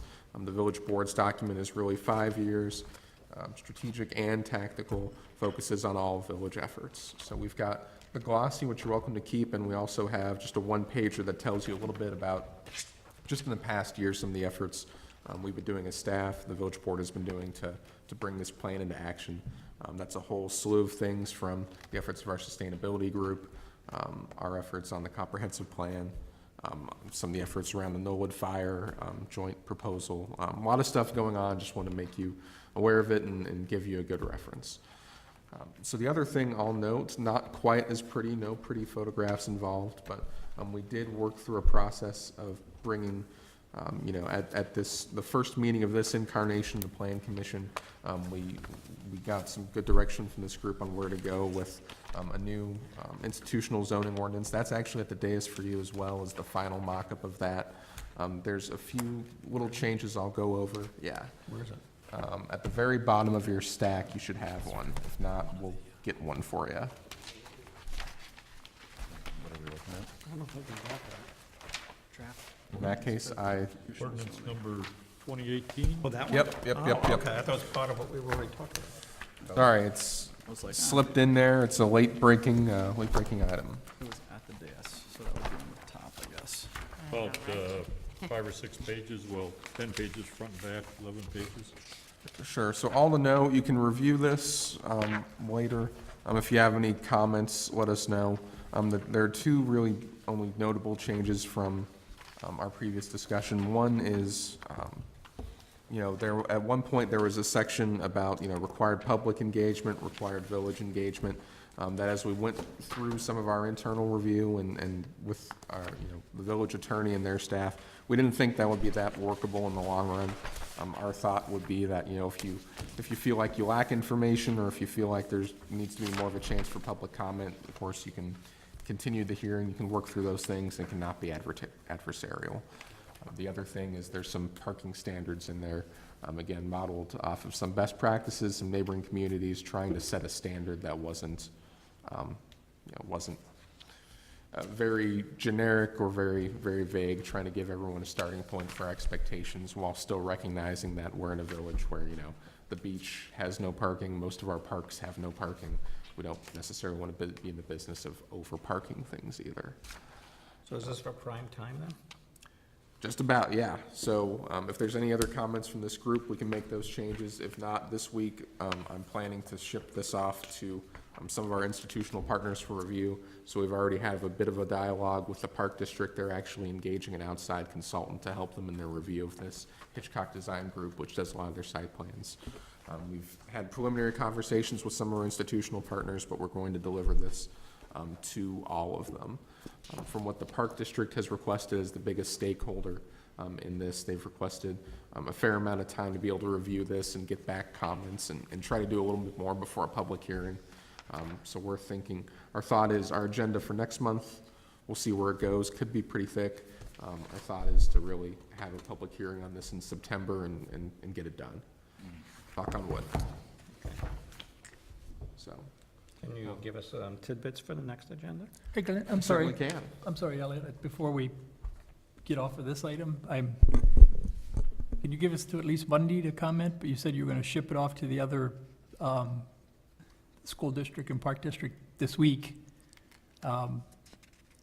We can The give document went certainly from 6 pages to 11, so I'm just. a little bit of that. Bit So of it's some of the that is cover. the whereases, some of that is the things you didn't see before. In terms of comparing the document you had to the document you had, there's, it's probably page neutral. There might be one extra page. But when we looked at it in May, there wasn't the cover page, there wasn't the whereases, there wasn't all the things that establish the district before you get into the new chapter. So don't panic. Okay, no, I'm just a little concerned that if something would pop up that concerned a few of us, that differs from the document we saw 2 months ago, and then it's already gone to the school district and the park district and churches for comment. We can certainly, A little problematic, but if no one has any Absolutely. comments, but I'm And just we wondering can if we could at least have till the weekend to review absolutely, it. absolutely, yeah. Yeah, and Glenn mentioned it, but just to kind of go over the biggest conceptual change was the last version had a provision that talked about prior to coming here, there was a mandatory public engagement by the applicant. And our concern with that is, of course, we want public engagement. Public engagement is vital. It is not something we want to quash at all. At the same time, you know, not only is there public engagement here, but the concern really was if the applicant is required to go out and do public engagement, but with no bounds, does it become, number one, farcical, where the neighbors feel, yes, they held a meeting, they did it at midnight, nobody showed up, or they didn't take comments, and it creates, in the end, bad blood and doesn't actually lead to real public engagement and cooperation. So that was the first concern, is that could do more damage. The second being is that you always have a right, as a plan commission, before you take a vote, just tell the applicant, you know, we have some concerns. What we'd like you to do, if possible, is meet with the neighbors, meet with those in the community, and see if any of the issues that you're hearing can be resolved. And then you're doing at least in the auspices of a direction from this body. But as I said, the concern was it would actually backfire and create more problems in the end. And and one from experience that I've seen that, where this happens, where the applicant comes in saying, oh, I met with all these people. And then the neighbors come up and say, not really, or you didn't listen to me, or, and it doesn't really help. The other one change that was also mentioned was the parking regulations, and we recommended that instead of just leaving it open-ended, that there shall be adequate parking, that there be some metrics by which to set a fair expectation, both for the property owners, the other, park district and so forth, so they know in planning what they have to do. Second, something for you all to be able to measure and say, you're asking for relief of X amount, off the standard.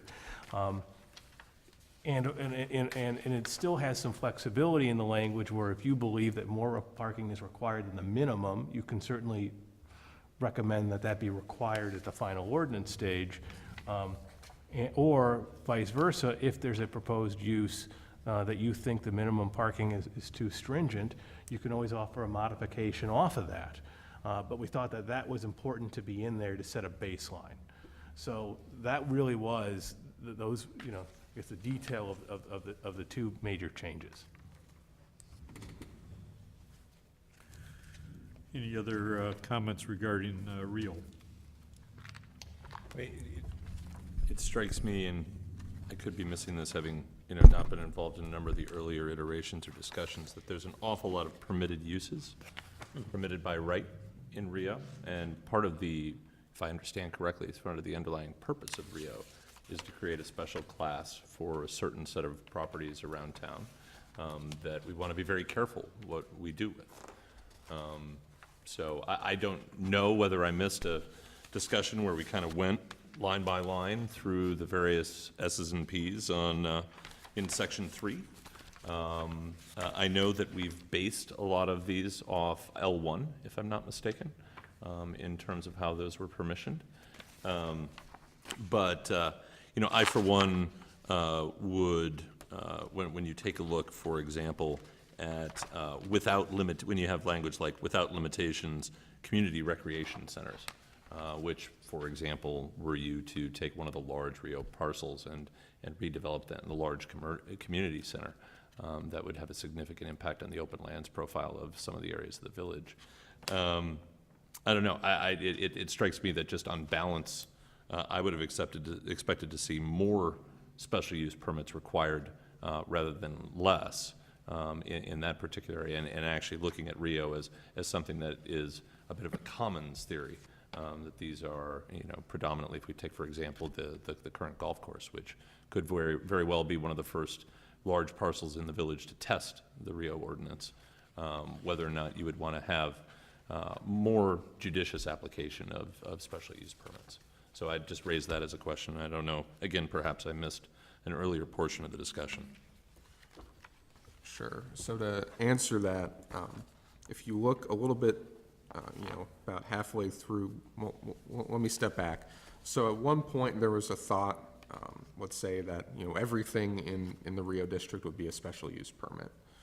And, you know, the evolution of that thought really turned into, what you see there is two thoughts expressed, right? One is, if you look at the idea for Rio plan review, you know, anytime you're doing changes in buildings or changes in use, you have to go through that plan review, and you have to meet those standards, which in many respects are the special use permit standards.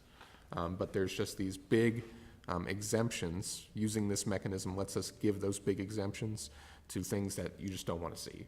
So if you're putting in, you know, again, examples from that list of exemptions, if you're putting in playground equipment, you don't have to come here. If you're building shelters, you don't have to come here. That's flexibility that's we haven't done in the past with special use permits. The counterpoint to that thought is, as you look in the use table when we go into, for example, without limitation, as I think you've noticed already, we interpret the use table very narrowly. So, you know, in the past, we've had automotive mechanics, and we've had people come in here to get a text amendment to add small engine mechanics right next to it. That's just, you know, a consequence of how we interpret the table and how narrowly we've defined things. And so all that's going on there is we're just trying to keep people from having to, you know, we didn't want to make a giant list of recreational facilities and forget one and have to go through doing a text amendment just to reach the same end result. Well, and certainly I have no objection to playground equipment, which is more of a development along the theme rather than a wholesale repurposing of the properties. But again, I think that there are a number of categories in here. I'd reference, you know, structures for public agencies. I'd reference churches, libraries, municipal buildings. Frankly, I think art galleries would be wonderful, so I'm not going to raise that one. But these are wholesale departures from most of the Rio assets today, at least as we saw them all listed in the last meeting when we had the map of all the different areas that were reclassified as Rio.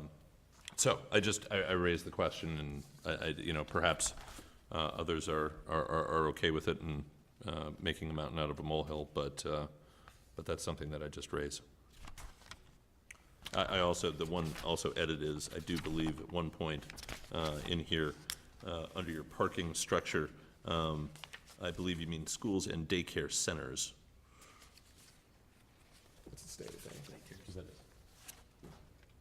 State and Oh, yeah. schools and daycare centers. And it would strike me as if you were going to do daycare centers or schools, to only have one parking spot per employee probably leaves parents and other people who are coming to the school with no place to park. And so we may want to rethink whether or not you're providing for enough parking for that type of institution. Those are my only comments. Oh, thank you, Member Murray. I would agree with Member Murray. He raises a very good point that it seems to be the way this has been structured, that suddenly there could be buildings on parkland or churches on parkland or a library on parkland, and that would be a permitted use. There's no cross-checking between the different, the park property that's there now. Are we interpreting that correctly, as Mr. Murray, Member Murray pointed out? That right now, it seems to be the way this is stated, a library could go where the golf course is as a permitted use. And I'll let Ben speak to this a bit more, but technically, yes. Procedurally, not really. I mean, you have to go through the Rio special use process to, get, to be able to start a new use. But it wouldn't Now, be a special use process, It would not be a permitted special, use it would not be a process. special use process, but also, I mean, if someone meets the special use permit standards, you are supposed to give them a special use permit. It's not purely discretionary either. So many of the standards you see here mirror those for a special use permit. And Ben Again, can probably give it a just- better treatment. I just have to point out, I think there's an inconsistency between stated, 1016-1, the purpose, which is to provide, a greater degree of protection to Rio. To facilitate incremental additions to existing properties. I mean, the playground equipment one is the one we keep talking about. That's fine. But it seems like we're kind of sneaking in there the presumption by right to a whole slew of different uses of these properties.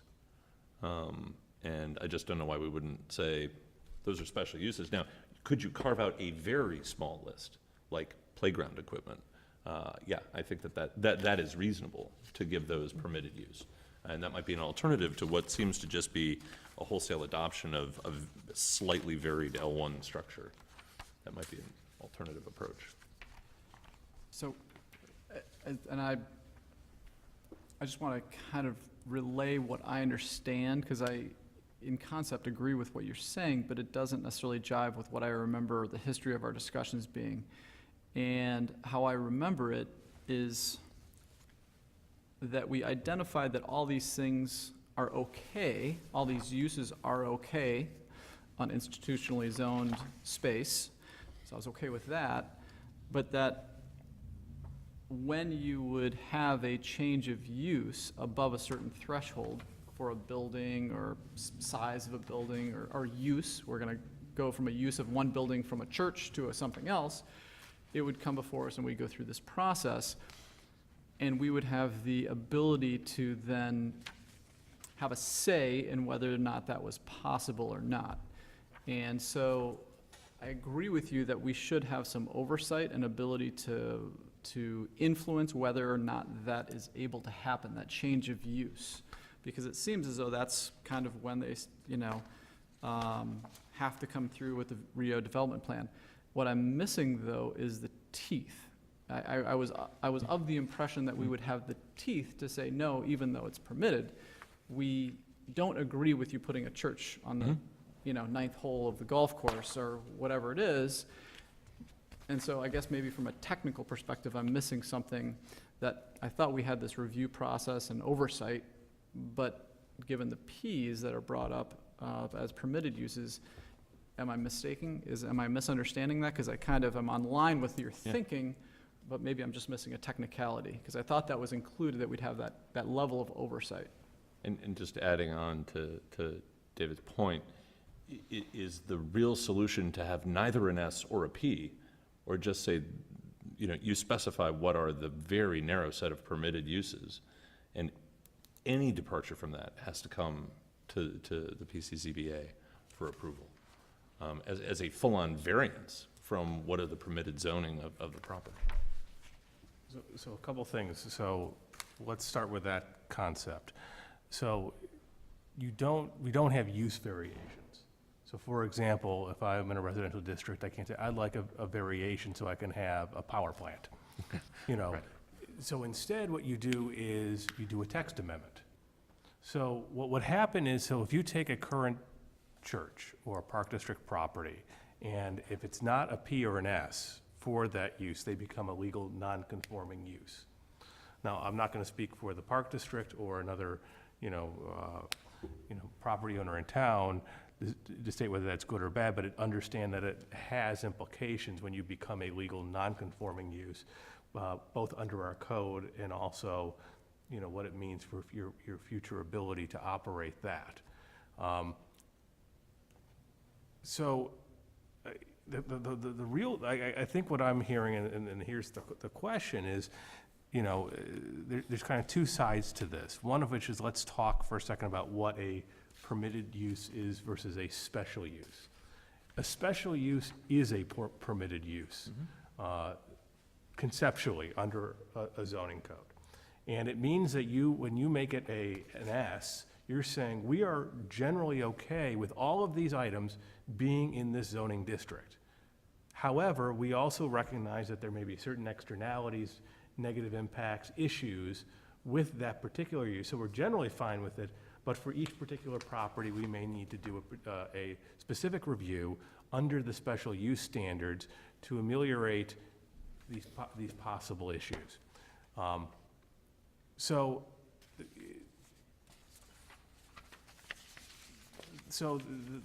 We do have, in the way we've designed the draft that's before you, have some controls regarding, if somebody wants to change use from the current use to another use, it can trigger the RIO approval process pursuant to the standards that we have forth in the RIO ordinance. Now, if you also want, in addition, to change any of the permitted uses to special uses, that's certainly your prerogative.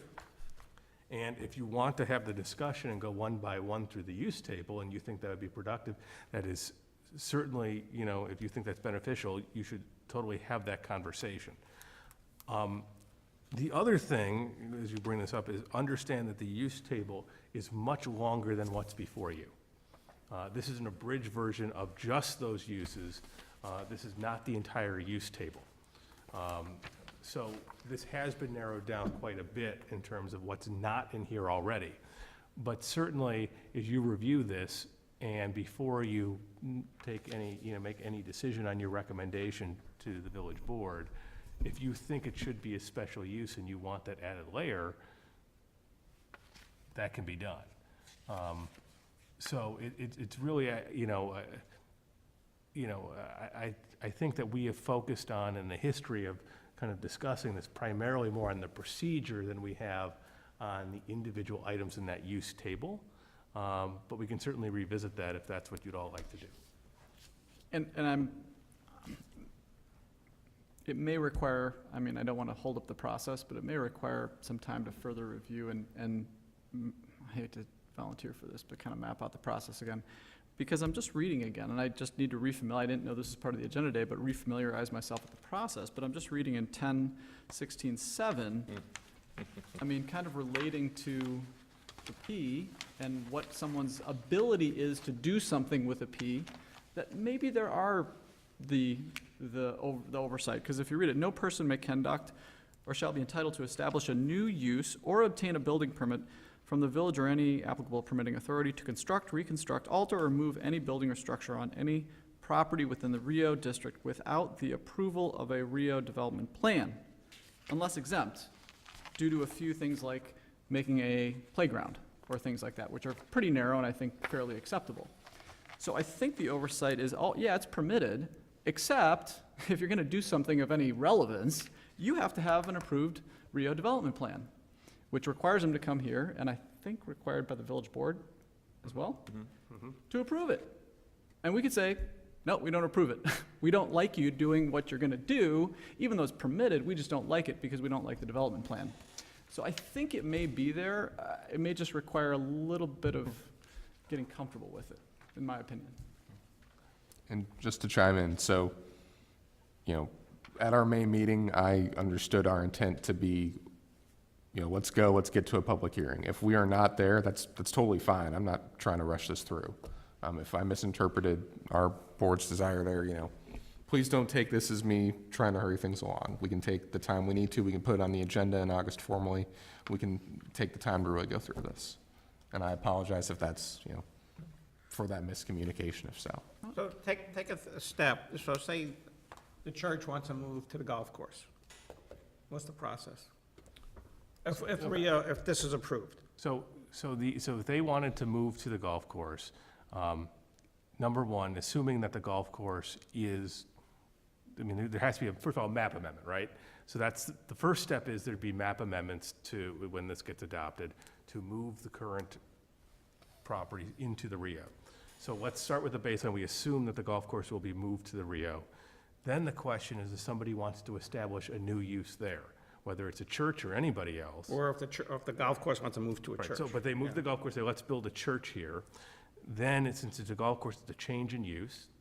That would trigger the master plan approval process.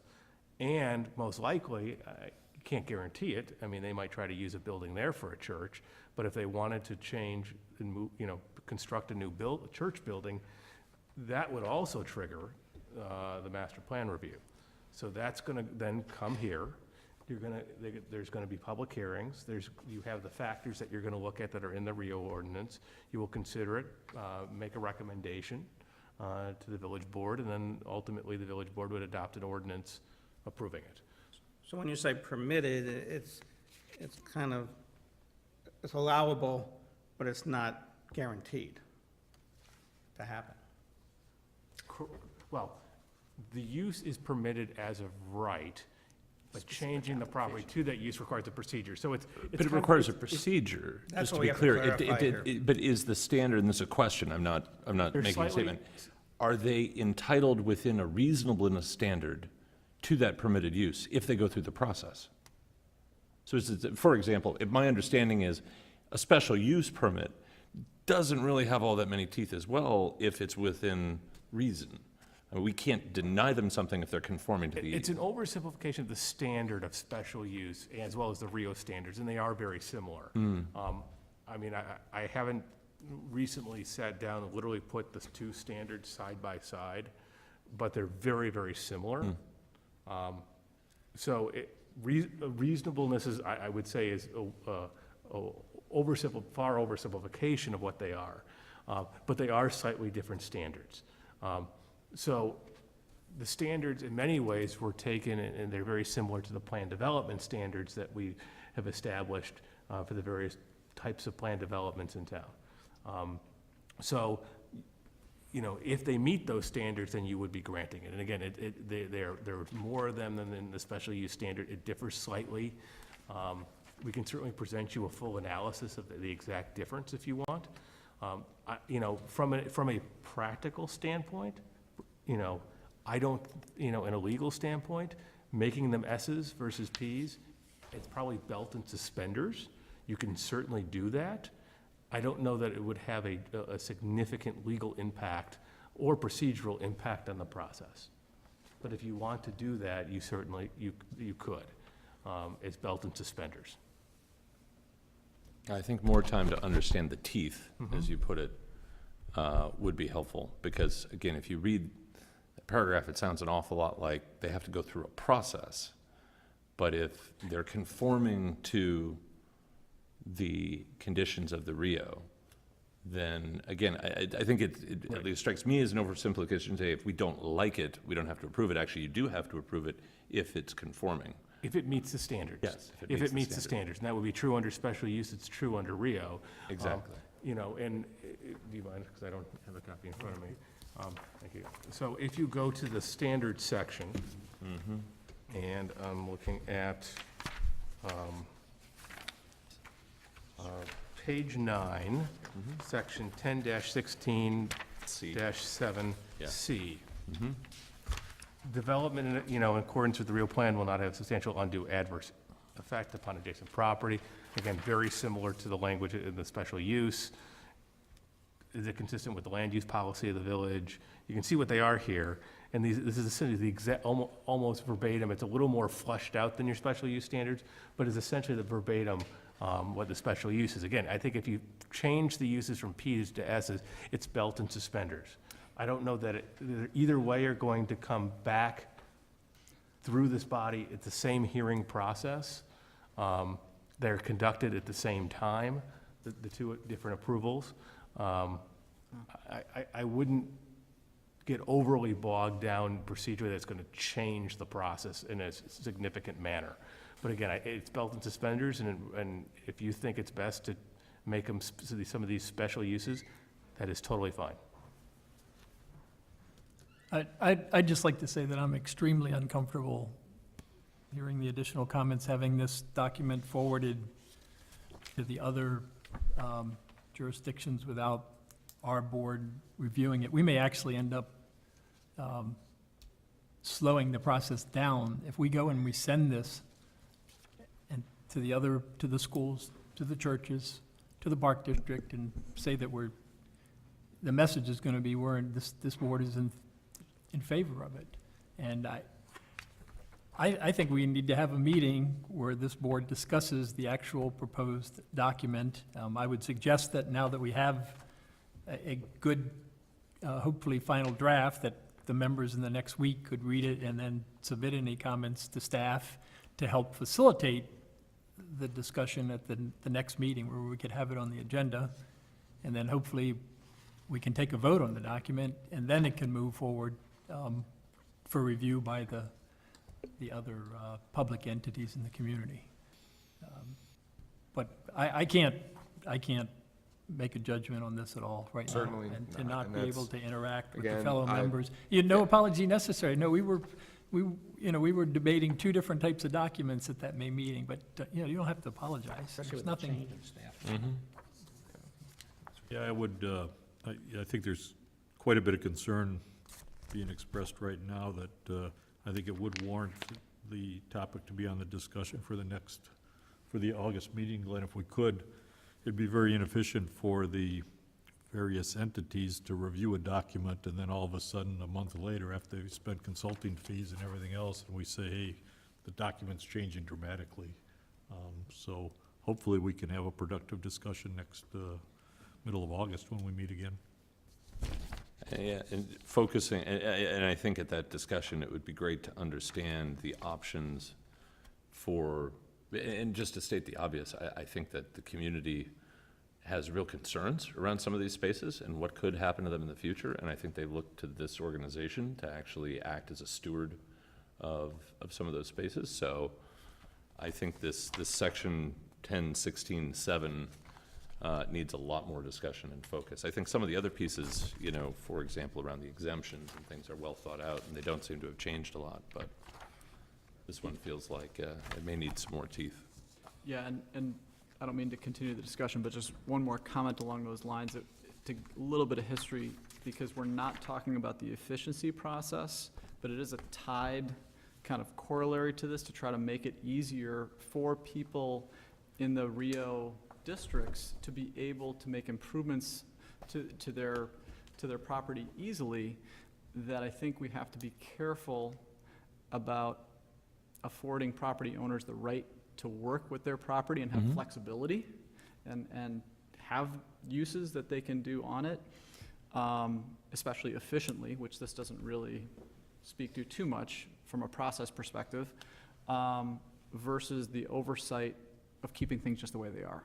Because if we try to nail it down, yep, that's what you can do and only what you can do, I'm not saying that's what you're suggesting, but it's a fine balance, because if it's too restrictive, a property owner won't want to get on board with it either, to say that, we can't make changes, we can't add to it, what have you. So I think it's a fine balance, just something to consider as we read through it. And I think that's exactly the point, is it feels like the ordinance is trying to do two different things. And there's one whole section around existing uses, modifications, efficiency, use rights, and those I have no issues with at all. It's a change of use, almost needs to be taken out of the way that it's drafted. It's set up as a separate section with very, very clear delineation, as opposed to modifications where we kind of do it the other way. We kind of have an exemptions section, which is designed to increase efficiency embedded within a broader whole. So I don't know if it's just, it could be drafted in a different way so that it's more clear. But agreed, we don't want to make people's ability to make efficient changes any less actionable. Well, should we put it on the agenda for the August meeting? Most certainly. Because I think it's better for us to spend the time than to have the these that are gonna have to deal with this once it's approved. Spend time in the interim, and we might have dramatic changes, we might not, but at least we'll have that discussion. Anything else from the staff report, Glenn? Sure. So, Member Miller, going all the way back to your question, a little bit of a teaser for next month's agenda. The only things I know about for sure right now, to give you a brief list. So, and some of you know this history better than I do, but I suppose once upon a time this board discussed alternative energy systems in residential neighborhoods. So if I want to put a solar panel on my house, what's the process for doing that? And it appears that we landed on, if you want to put a solar panel on your house, if it's of a particular type, so essentially the solar panel replaces the roof, you can just go ahead and do that. But if it's the most traditional types, the only type I've ever seen on a roof, if you have, here's the roof and here's your solar panel, you need to come, you need to go to the Architectural Board of Review, you need to get a special use permit. So that very application will come to us next month. It's out on Arbor Drive, very secluded. But again, they need to go through the special use process, pay the fee, go to the village board, et cetera, et cetera, et cetera, to do that. So that'll be on the agenda. From the Architectural Board of Review, there's 2 sets of changes that are within the zoning code that may or may not be ready for prime time. One is some minor changes to the sign code. Again, that's really entirely administered by them, but because it's zoning, it comes here for a hearing for text amendment. And then similarly, changes to the standards and some things around site plan review. Again, really their process, but comes here because it's a text amendment to the zoning code. At the same time, while we're tooling around in the site plan section, we might also try to clear up a couple things that have built up over time too, see if we can just editorially try to make that a little bit clearer to read and clearer to follow along with. So that's everything I know of right now. There's a couple things out there, but nothing that I know will be ready for August. I'm thinking a month ahead. All right, thank you, Glenn. Commissioners report. Just one question for staff. With subdivisions, I believe there is a requirement on the books that a proposed subdivision have a tree survey. And I didn't see that in the packet for this submittal this month. And I don't want to unnecessarily burden people, but they had a surveyor out there and to spot those 7 or 8 large trees on the survey. If this had been a much closer call than it was, we may have liked to see where those trees were, and we had nothing to analyze their comments that, hey, we're not taking any trees down, or we're not going to impact any trees. And I think that's why it's there in the ordinance. We'll double check that. I know after this and some other conversations, we've talked about the need for some more guidance to applicants for subdivision. Right now, we give them a packet from the county that explains what you need to physically record, but nothing else. So that would be a good addition to the list too. Thank you. Any other questions or comments? Do we have a motion to adjourn? So moved. Second? Second. Voice vote? Aye. Motion to adjourn is approved. Thank you.